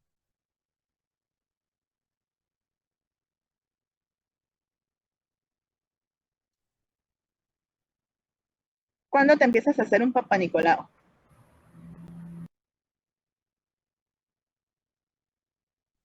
¿Me escuchas, Caro? Sí, doctora. Pues yo considero que desde que inicias tu vida sexual, al año pues debes de hacer un chequeo de Papa Nicolau. Así es, muy bien. ¿Sale? De hecho, hay pautas en la norma oficial mexicana que, por ejemplo, dice, si no has iniciado tu vida sexual activa, de todos modos, a partir de los 21 te lo tienes que realizar. ¿sale? Pero acuérdense, la edad promedio aquí en México, fíjense, para el inicio de la vida sexual activa es 13 años. O sea, imagínense, aunque ustedes no lo crean, 13 años, pues eres un mocosito que no sabe nada de la vida. Entonces, evidentemente, muchas relaciones sexuales que se tienen a esa edad, pues van a ser sin preservativo, es más, ni siquiera saben qué están haciendo. Entonces, este tipo de situación es súper común. Entonces, como tú lo dices, a partir de que tienes relaciones sexuales, pues ya te tienes que hacer tus papá Nicolaos, ¿sí? Entonces, esto también dejarlo bien claro al paciente. El papá Nicolau, acuérdense que es nuestro método de escrutinio para el diagnóstico de cáncer cervicuterino. ¿Por qué? Porque es bien frecuente. Entonces, el 70-80% de la población en algún momento de nuestras vidas vamos a tener virus del papiloma humano, pero de un 10 a un 20% de la población va a persistir la infección del virus del papiloma humano y de eso se puede convertir a cáncer cervicuterino en el caso de las mujeres y en los hombres puede darnos pues cáncer de pene, sobre todo, ¿no? Entonces, tenemos que estar bien al pendiente del virus del papiloma humano. A ustedes particularmente, creo que ya les tocó la generación donde los vacunaron como en 5º año de primaria, de manera gratuita. Si no tienen la vacuna, yo les recomiendo que se pongan su vacuna de Gardasil. ¿Por qué? Porque eso nos protege contra los virus del papiloma humano que son más desencadenantes o más oncogénicos para el cáncer cervicuterino o el cáncer de pene, pues en el caso del hombre, ¿no? Entonces, esto en relación a sus papanicolaos, sus estudios de escrutinio a partir de los 40 años en las mujeres, y se puede hacer un ultrasonido en caso de detección, autopalpación, o que lo detecte el médico familiar en la exploración de las mamas, su ultrasonido previo, si eres más joven de 40 años. Tratamiento de reemplazo hormonal también es importante. Acuérdense que podemos tener síndrome de ovario poliquístico o situaciones que ameriten que el ginecólogo te dé tratamientos hormonales, también es necesario pues anotarlo, ¿no? O en caso de las mujeres ya posmenopáusicas que tienen muchos bochornos, que tienen mucha situación, pues también les dan terapia de reemplazo hormonal y acuérdense, tiene relación, mayor riesgo de cáncer de mama, cáncer de endometrio, sí, tenemos más de 5 años utilizando terapias de reemplazo hormonal, o situaciones, por ejemplo, también de situaciones de embarazo que los ginecólogos, que son los biólogos de la reproducción, pueden, pues, literalmente alteran todo este ciclo por medio de medicamentos y también nos pueden dar factores de riesgo para el desarrollo de otras enfermedades, sobre todo trombosis, etcétera. Entonces, registrarlo, anotarlo y saber cuánto tiempo estuvieron utilizando este tipo de tratamientos.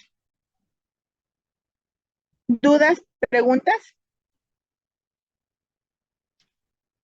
Acuérdense que ustedes eventualmente van a desarrollar una historia clínica, ya ustedes decidirán si es paciente pediátrico, si es hombre, si es mujer, y van a hacer todo este interrogatorio y tienen que saber por qué y cómo, tienen que preguntar y pues les tienen que responder todo, ¿no? Lo ideal es sacar toda la información posible. No importa que venga por una gripa, tú tendrías que preguntarle todo esto.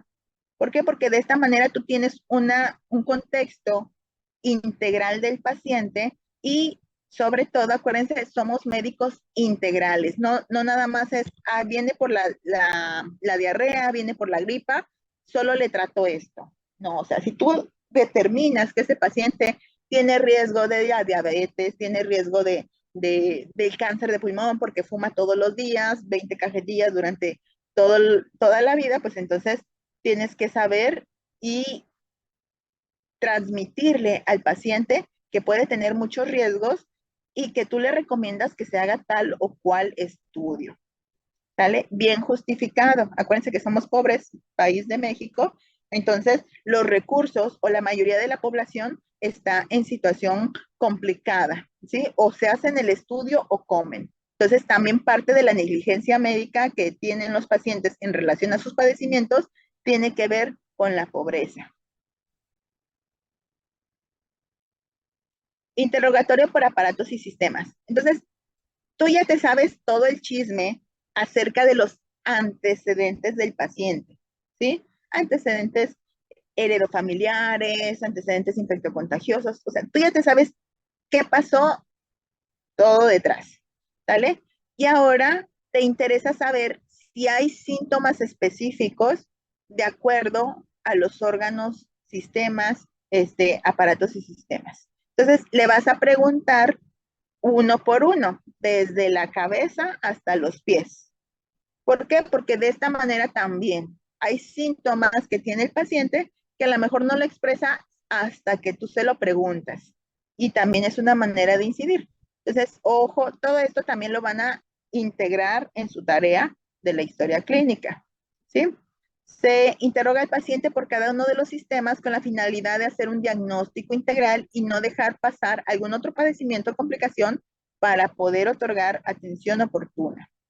¿De acuerdo? Entonces, signos y síntomas generales.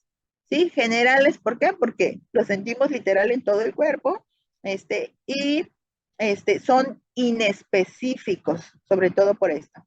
¿Por qué? Porque fiebre te la puede dar una gripa, te la puede dar un dengue, te lo puede dar una infección, te lo puede dar una sepsis, etcétera, ¿no? Entonces, fiebre, cefalea, astenia, adinamia. ¿Alguien sabe qué significa eso?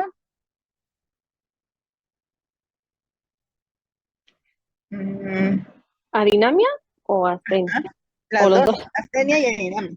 Pues creo que son parecidas, como astenia es como cansancio y adinamia es que estás tan cansado que no te quieres mover mucho, creo recordar. Ajá, muy bien. Ajá, y anorexia. No comer, pero no es tanto falta de apetito, ¿no? Como una contención a la... Bueno, también puede ser por falta de apetito. Pues Es no que puede comer. ser desde las dos partes, ¿no? O sea, Sí, las dos. anorexia, nosotros en términos médicos lo vemos así como que el paciente no le da hambre, etcétera. Pero si ya lo ves desde el contexto psicológico, entonces el paciente decide no comer, ¿sí? Entonces aquí, ajá, lo usamos como sinónimos, pero sí pueden tener dos contextos bien variables dependiendo de la situación del paciente. ¿Sale? Pero lo usamos generalmente como sinónimos. Aquí en la anorexia te dice el paciente, no, pues no me da hambre. Entonces lo pones como anorexia, lo registras.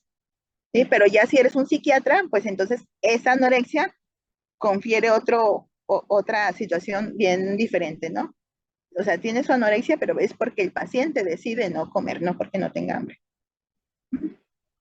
Interrogatorio por aparatos y sistemas. Entonces, ojo, aquí empezamos, yo les digo, para que no se les olvide y no se nos pase, nosotros tenemos que ser sistemáticos, es decir, de la cabeza a los pies.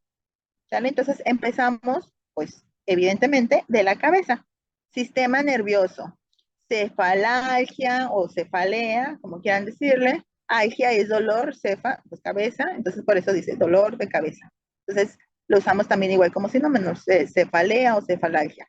Pérdida de conocimientos, mareos, vértigos, trastornos del equilibrio, movimientos anormales involuntarios, debilidad muscular, convulsiones, trastornos de la visión. ¿Tienen alguna duda con algún término de estos? Acuérdense, nosotros como médicos debemos sabernos todos los términos. Entonces, si tenemos duda, yo los invito pues a que digas, ah, caray, yo no sé qué es vértigo o yo no sé qué es mareo, ¿cuál es la diferencia? Ah, bueno, vamos a buscarlo en el diccionario, ¿sale? Trastornos del equilibrio, etcétera, trastornos del sueño. ¿Cuáles van a ser los trastornos del sueño? Pues sobre todo insomnio, ¿no? O hipersomnia, ¿sí? Dolor, hormigueo, adormecimiento de las extremidades, etcétera. Órganos de los sentidos, pues va a tener en relación sobre todo con el sistema nervioso central. ¿Por qué? Porque los sentidos son parte de los pares craneales. Entonces, alteraciones en la visión, en la audición, en el olfato, el gusto, el tacto, hiper o hipo o disfunción. Sobre todo en el tacto, por ejemplo, va a haber situaciones, ya lo vamos a ver en la parte de neuro, que por ejemplo, hiperbaralgesia. Significa que si yo te presiono, puedes tener una mayor sensación de dolor o molestia a un estímulo que normalmente no debería de provocar ese tipo de situación, ¿vale? Entonces, mareo, sensación de líquido en el oído, etcétera. Entonces, le vamos preguntando cada uno, y de hecho ustedes lo van a hacer cuando hagan su historia clínica, cada uno de estos, sí, no, y si lo tiene. En la esfera psíquica, tristeza, euforia, alteraciones del sueño, de hecho, la mayoría de las situaciones de insomnio, menos del 2% van a tener relación con trastornos del sistema nervioso central. La mayoría del insomnio, ya sea temprano o tardío, tienen que ver más con la esfera psíquica, con alteraciones psicológicas, que el paciente está muy estresado, etcétera. Entonces, ¿qué pasa? Tenemos un muy mal uso de las benzodiazepinas. De hecho, es algo que siempre se critica, porque sobre todo los geriatras, y nosotros, cuando detectamos eso, es de las cosas que más criticamos, porque es muy común que los médicos de primer contacto digan, tiene insomnio, tome sus benzodiazepina. Saben que las benzodiazepinas a largo plazo tienen efectos secundarios a nivel del cerebral, como hipotrofia de la corteza cerebral. Entonces, es importante, pues, si tiene alteraciones del sueño, mejor enviarlo con el psicólogo o con el psiquiatra, ¿sale? No de entrada darle luego benzodiazepinas. ¿Por qué? Porque nada más están paliando el síntoma, pero no están averiguando por qué situación tiene insomnio el paciente. Terrores nocturnos, que es más frecuente en pacientes pediátricos, que son esas pesadillas. Aquí como dato cultural, ¿sabían que Lovecraft tenía terrores nocturnos y de ahí sacó todas sus ideas para hacer sus libros? Ideaciones, ¿qué tipo de ideaciones tienen? Acuérdense, ideaciones suicidas serán las que más nos alertarán, ¿vale? Miedo exagerado a situaciones comunes que nosotros usualmente conocemos como fobias. Irritabilidad, apatía, ¿sale? Sobre todo, pues, en cuestiones de diagnóstico de depresión. También, bueno, acá también podemos ver, sobre todo irritabilidad y apatía o cosas así. También situaciones, por ejemplo, llanto fácil, ¿sí? Pacientes que de repente van a tu consulta por una gripa y le empiezas a preguntar de su historial clínico, situaciones familiares, etcétera, y se ponen a llorar contigo, ¿no? Entonces, también este tipo de situaciones tenemos que verla en la esfera psíquica y ofrecerle. Acuérdense que nosotros somos médicos, no somos psicólogos, pero la persona ideal ahí, pues es para la contención y para todo este tipo de tratamiento, sí, es pues el psicólogo. Entonces hacemos nuestra referencia. Siempre es importante comentarles a los pacientes que la salud mental es tan importante como la salud física.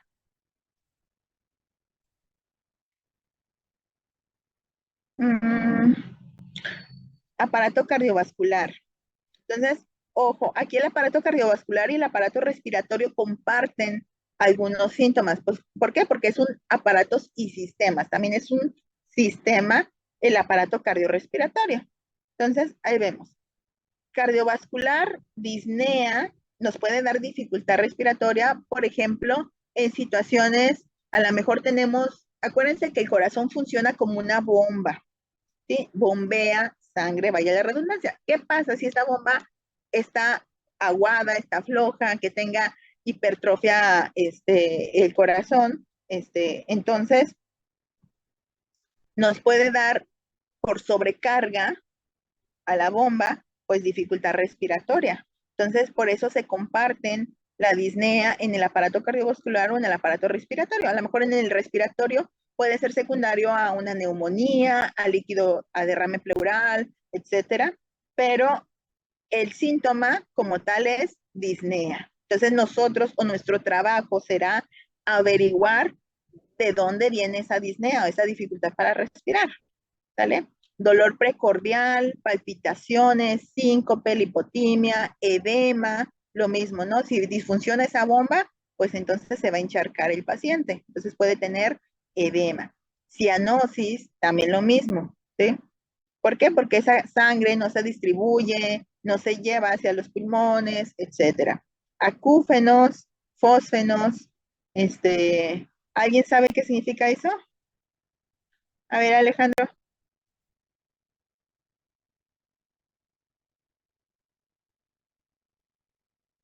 Ajá. ¿Alguien sabe? José Luis. Perdón. Acúfenos son los auditivos y fosfonos son los que se ven como destellos de puntos de luz. Ajá, y de hecho lo preguntamos mucho, sobre todo en las embarazadas, ¿no? ¿Por qué? Porque son datos de hipertensión. Entonces, al tener hipertensión, sobre todo las embarazadas, lo relacionaríamos con preeclampsia, ¿sí? Entonces, siempre a las embarazadas, cuando les preguntamos sus datos de alarma, siempre que atiendas a una embarazada, siempre le preguntas, pérdidas transvaginales, ya sea líquido o sangre por la vagina. Eh, Esto que decimos, le decimos zumbido en los oídos, para que no lo entienda la paciente, a eso nos referimos con los acúfenos, y que vea lucecitas, nos referimos a los fósenos. Obviamente no le preguntas, ¿tiene acúfenos? Porque la paciente va a decir, ah, caray, ¿qué es eso, no? Entonces, por eso les decimos zumbido en los oídos o que vea lucecitas, acúfenos y fósfenos, ¿sí? Y el otro dato de alarma que siempre le preguntamos a las embarazadas es movimientos fetales, sobre todo a partir de una edad gestacional que ya los perciban, porque luego tienen 2 semanas de embarazadas y dicen que ya le percibieron los movimientos, lo cual es imposible, ¿verdad? Entonces, bueno, gracias, José Luis. Entonces, bien explicado ya eso, ¿no? Aparato respiratorio. Entonces, ojo, ¿desde dónde viene el aparato respiratorio? Por eso tenemos que preguntar en orden. El aparato respiratorio empieza en la nariz. Por eso tenemos rinorrea. ¿Qué significaría rinorrea? Cuando Ajá, ¿cuándo qué? Un sangrado por la naricita, ¿no? No, cuando nos gotea la nariz por nos gotea la nariz, ajá, que tenemos ahí o sea, mucho moco, pues, líquido. Es verdad, Ajá, moco. líquido mucosidal bastante. Lo confundí con epistas. Ajá, exacto. Sí, rinolalia, ¿qué significa eso?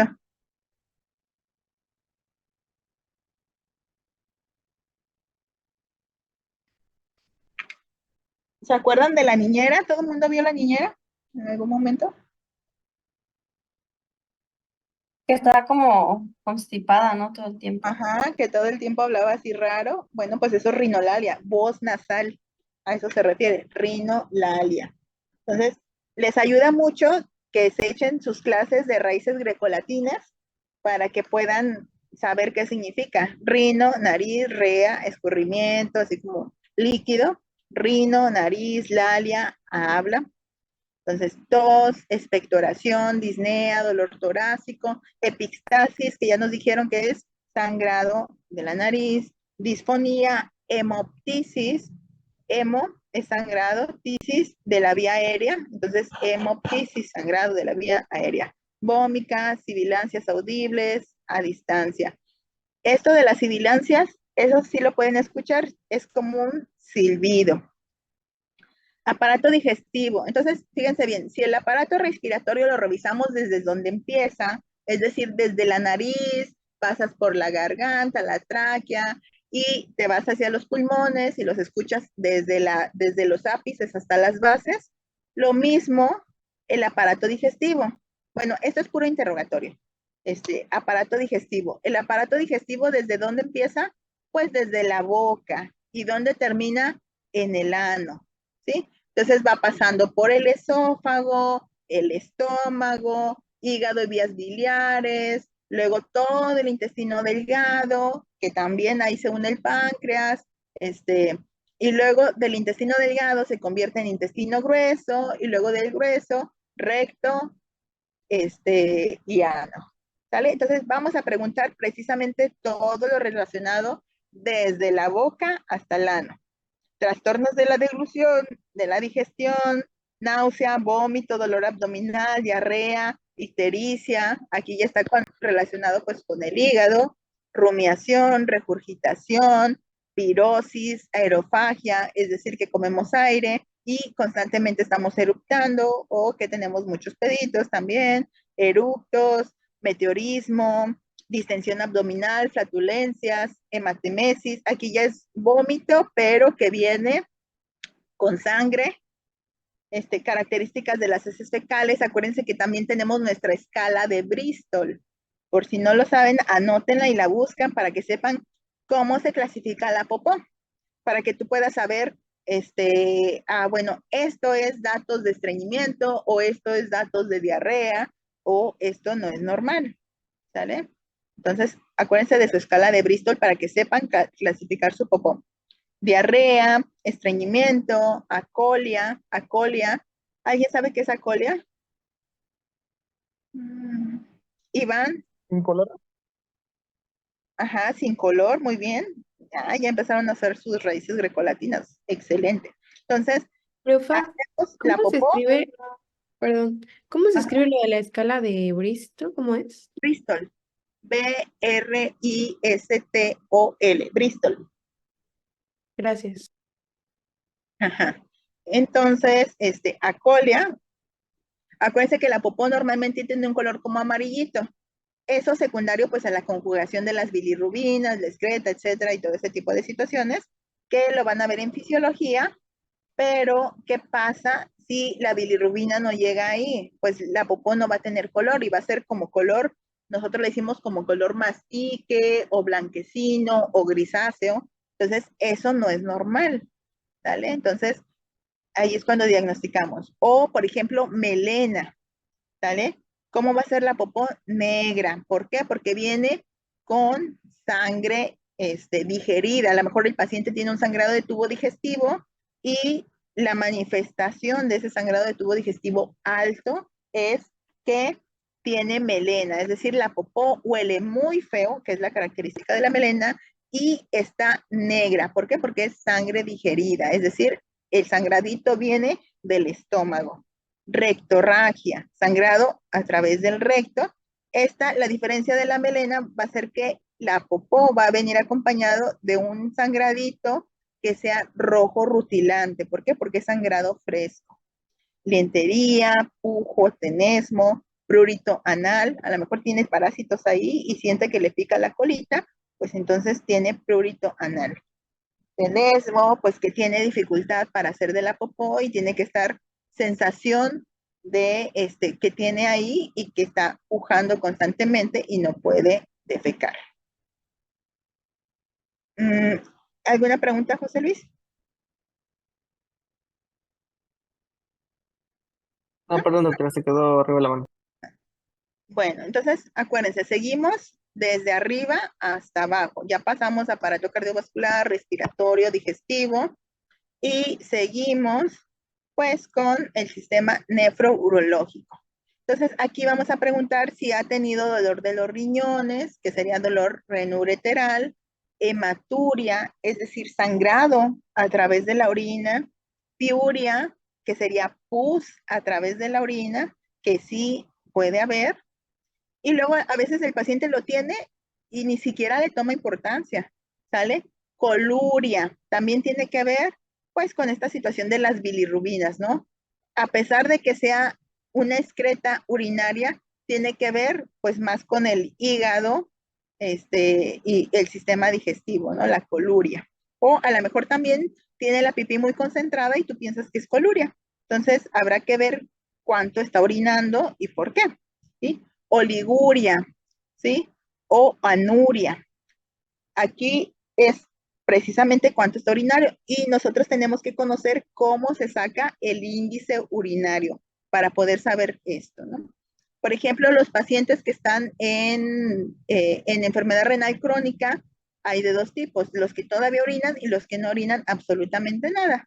Entonces, es por eso que nosotros tenemos que preguntar también este detalle.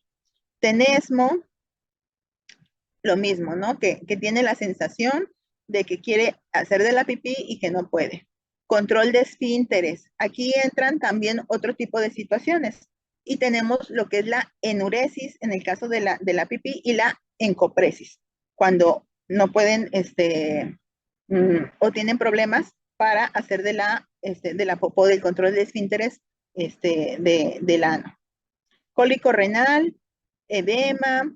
¿Por qué? Porque el edema nos lo puede dar ya sea el corazón, nos lo puede dar los riñones o nos lo puede dar también el hígado. Entonces falla en esos tres y podemos tener edema. El edema lo comparten pues todos estos órganos.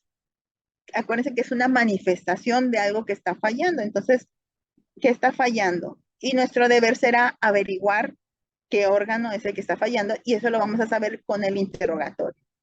Trastornos en el volumen urinario, nictámero, es decir, cuántas veces se para a hacer del baño en la noche, bueno, de la pipí, perdón. Urgencia, si el paciente no puede aguantarse a hacer de la pipí, generalmente va a ir relacionado pues con infección de vías urinarias y sobre todo en los hombres, características del chorro urinario. A partir de los 45 años tendríamos que hacer ya nuestro interrogatorio. Tenemos un interrogatorio dirigido específicamente para sintomatología prostática. Y ahí le preguntas, a ver, ¿siente que puede hacer de la pipí o que no termina de hacer de la pipí? La característica del chorro urinario disminuyó, ahora ya se hace con gotitas y tiene que pujarle, incluso pegarse en la espalda para poder hacer de la pipí, etcétera. Entonces, todo este interrogatorio va sobre todo en relaciones. A todos los hombres, a partir de los 45 años debemos de hacérselo, ¿vale? Para poder identificar hipertrofia prostática o problemas con la próstata. Sistema endocrino y metabolismo. Entonces, aquí acuérdense que el hipotiroidismo es una de las enfermedades más comunes. Entonces, también nosotros con el puro interrogatorio podemos identificarlo, sospecharlo y entonces ahora sí solicitarle sus estudios de laboratorio para poder diagnosticarlo adecuadamente, ¿no? Y saber cuánto necesita pues de reemplazo de levotiroxina. Entonces, aquí preguntamos intolerancia al calor o al frío, pérdida o aumento del peso, alteraciones del color de la piel, vello corporal, distribución de la grasa corporal, que más bien tendría que ver sobre todo con el sistema del cortisol, ¿sale? Astenia, dinamia, alteraciones de volumen urinario, también tiene que ver a lo mejor con el eje renina, angiotensina, aldosterona, para que vean que nuestra relación, o sea, nuestro cerebrito tiene que pensar pues en todas las situaciones que pudiera estar pasando en el cuerpo mientras estás interrogando al paciente. ¿Sí? Problemas con el eje del ovario, la hormona foliculoestimulante, etcétera, pues ahí tendríamos amenorreas, ginecomastia, galactorrea, en el caso de que tuviéramos un prolactinoma, por ejemplo, alteraciones de la libido, también, aquí acuérdense que la tiroides se mete todo, es como la gran metiche. Entonces, problemas incluso de hipotiroidismo nos podrían dar alteraciones en la libido. Espasmos, calambres musculares, alteraciones ahí con los riñones también, que nos podrían dar alteraciones de los electrolitos, etcétera. ¿Sí? Entonces, aquí, ¿quién interviene? Sobre todo el sistema endocrino y metabolismo, pues ya lo vemos aquí, ¿no? Todo lo que sea glándula, ahí va a intervenir.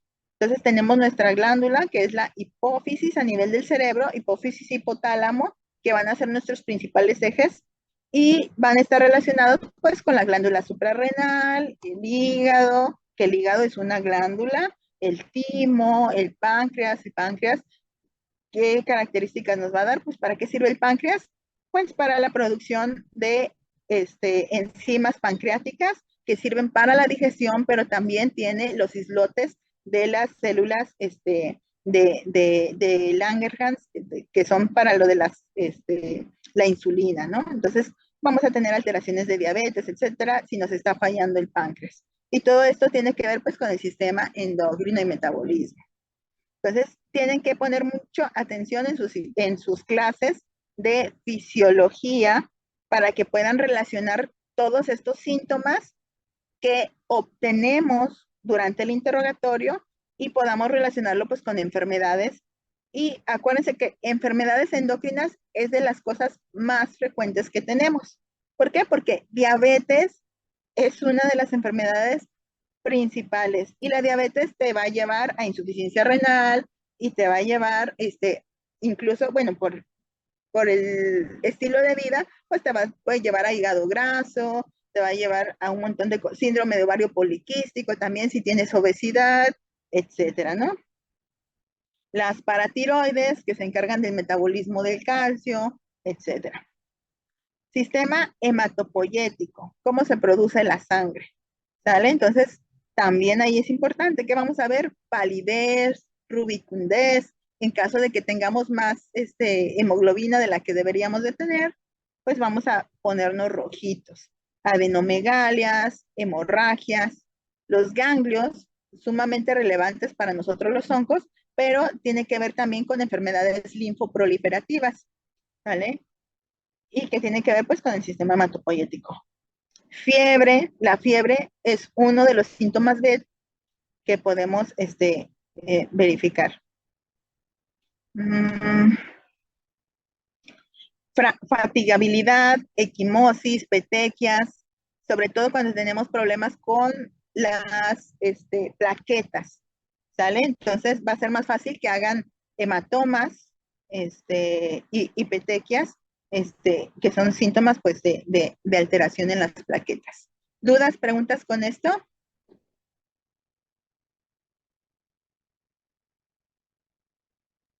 No, profe. No, doctora.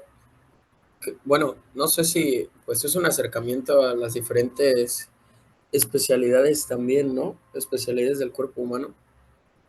O sea, los diferentes interrogatorios, ¿no? Así, de hecho, es por eso que medicina general es la parte más complicada. Tú tienes que saber de todo un poquito. Acuérdense que los ojos no ven lo que el cerebro no sabe. Esa es una frase súper común que la van a escuchar con todos sus maestros.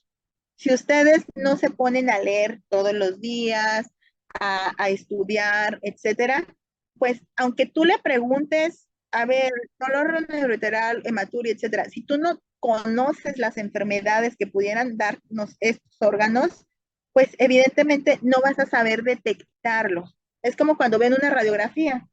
Si tú no conoces cómo ver la radiografía, pues a lo mejor no vas a saber identificar la neumonía, el broncograma aéreo, la desviación de la tráquea. O sea, ¿por qué? Porque no tienes ese conocimiento. Entonces, es por eso que de nada nos sirve hacer una excelente historia clínica, porque a lo mejor tú puedes interrogar cada uno de estos rubros, pero si no tienes el conocimiento acerca de todas las enfermedades que pudiera tener el paciente, pues no vas a saber detectar lo que te están diciendo el paciente, ¿no? Estos síntomas, ¿cómo se van relacionando? Interrogatorio por aparatos y sistemas, el sistema músculo-esquelético. Entonces, aquí vienen, pues a lo mejor todas las enfermedades reumatológicas, enfermedades que incluso tienen que ver también con el sistema nervioso central. ¿Por qué? Por ejemplo, las distrofias, enfermedades incluso, por ejemplo, también ¿cómo se llama esta? Miastenia gravis, etcétera, ¿no? El paciente empieza pues con alteraciones, mialgias, artralgias, que son también síntomas muy comunes. A lo mejor tú tienes gripa y a poco no te da las mialgias y las artralgias. Te duelen los músculos, te duelen las articulaciones. Claro que sí. Entonces, nuestro deber consiste pues en poder diferenciar cuándo es una enfermedad y cuándo es otra. Y todo lo obtenemos por medio del interrogatorio. Alteraciones en la marcha, hipotonía, disminución del volumen muscular, por ejemplo, en el caso de las distrofias, limitación de movimientos, deformidades, por ejemplo, en las enfermedades reumatológicas, la artritis reumatoide, las deformidades de los deditos, pues ahí nos van dando idea de que puede tratarse de este tipo de enfermedades. Piel y tegumentos. La piel también es como la gran chismosa.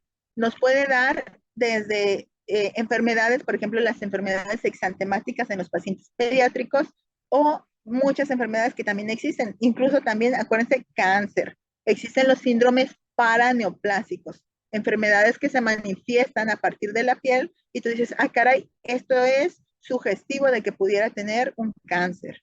Ahí oculto por ahí habrá que averiguar de dónde. Entonces tenemos que ver coloración, cuál es la coloración normal, que debe de ser rosadita, pigmentación, Por ejemplo, si vemos amarillo a un paciente, pues entonces algo no está normal. Entonces tiene ictericia. Prurito, que la misma ictericia nos puede dar por la acumulación de las bilirrubinas, nos puede dar prurito, es decir, comezón. Sí, pero también hay otras enfermedades, un montón que nos dan prurito, que vienen relacionadas pues con la piel, ¿no? A lo mejor una alergia, cualquier situación ahí. Características del pelo, porque acuérdense que los anexos de la piel, pues son el pelo, las uñas, también tenemos que conocerlos, ¿no? O sea, hipotiroidismo nos puede dar alteraciones, uñas quebradizas, caída de cabello, etcétera. Lesiones primarias y secundarias. ¿Cuáles serían las lesiones primarias?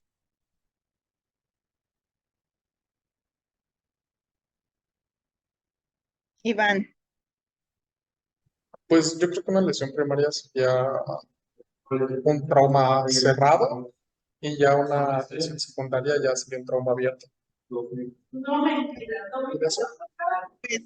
no. Esto, acuérdense, tenemos que relacionarlo con el contexto que tenemos. Ahorita estamos hablando de la piel y los tegumentos. Entonces, si tenemos lesiones en la piel, ¿cuáles serían las primarias y cuáles serían las secundarias? Podría ser una cortada que no abarque más de las 3 primeras capas de la piel. Y ya una secundaria ya sería una que incluso pueda llegar a tener óseo. ¿Qué sería? Las lesiones primarias son las que te aparecieron y tú no le has hecho absolutamente nada. O sea, dices, ah, caray, me apareció una roncha aquí. Entonces, esa es una lesión primaria. Y tú ya la describes, no, pues tiene bordes regulares, está sobrelevada, me da comezón, etcétera. Pero las lesiones secundarias, sobre todo la vas a ver, por ejemplo, en pacientes que le salió, imagínate, le salió la roncha, pero le dio demasiado comezón y el paciente con sus uñas mugrosas se rascó y ahora ya está infectado y está ulcerado por el rascado tan importante. Entonces, ya no es igual a la lesión primaria, es decir, a la lesión que le salió. Ahora es una lesión secundaria, ¿por qué? Porque ya tiene huellas de rascado y ya está infectada. Entonces, a eso se refiere con secundario. Ya es una lesión que ya se modificó por las circunstancias de que el paciente se rascó y se infectó con su uña mugrosa. ¿Sale? Vale. Ajá. Hiperhidrosis y serodermia que tienen que ver pues con la sudoración y las características de la piel.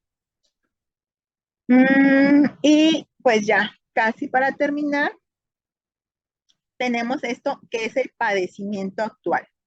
Ojo, el padecimiento actual, después de todo este interrogatorio, todo esto, así, desde el momento en que tú conociste al paciente, te presentaste con él, porque eso es lo que siempre deben de hacer, es parte de la educación y es parte de generarle confianza al paciente. Después de que ya le preguntaste todo, tú ya conoces al paciente en todo su contexto, ya sabes sus antecedentes y ya sabes desde la cabeza hasta los pies qué es lo que le duele, qué es lo que, que es a lo mejor hasta alteraciones psicológicas, ya te diste cuenta del paciente que tiene ahí, ¿no? Y acá el padecimiento actual, ahora sí, ya es cuando le vas a preguntar, ok, ya te conozco de todo a todo, ahora explícame cuál es la razón o cuál es el motivo por el que tú acudes a mi servicio. Entonces, aquí es el motivo de consulta o queja principal. Entonces, ahora sí, el paciente nos tiene que platicar cuáles son todos los síntomas relacionados con la enfermedad actual. ¿Sabe qué? Pues empecé a sentir, porque luego a veces en cuanto llega el paciente todavía ni siquiera empiezas la ficha de identificación, cuando el paciente te dice, me duele la garganta. Y tú dices, bueno, sí, espéreme tantito. Primero le voy a hacer un montón de preguntas para conocerlo y poder tener un diagnóstico más preciso y saber cómo ayudarle. Entonces, también hay que saber contener a los pacientes para que nos den la información como nosotros queremos que nos la den. Entonces, aquí vamos a definir todos los síntomas de la enfermedad actual, ¿sí? Y vamos a hacer la semiografía de los síntomas, descripción de los mismos. Es decir, me duele la garganta y sobre todo aquí, condiciones de aparición de los síntomas y modo de comienzo. ¿Cuándo empezó a dolerte la garganta? Hace 3 días. inició con una sensación de comezón, de molestia, y ahora ya ni siquiera puedo hablar, doctor. Escúcheme, estoy todo afónico, ¿sale? Ordenarlos cronológicamente. Bueno, primero me dolió la garganta, después se agregó el dolor de cabeza y ahorita ya también tengo vómito, ¿sale? Entonces, importante ordenarlos cronológicamente. ¿Para qué? Para que tú te des una idea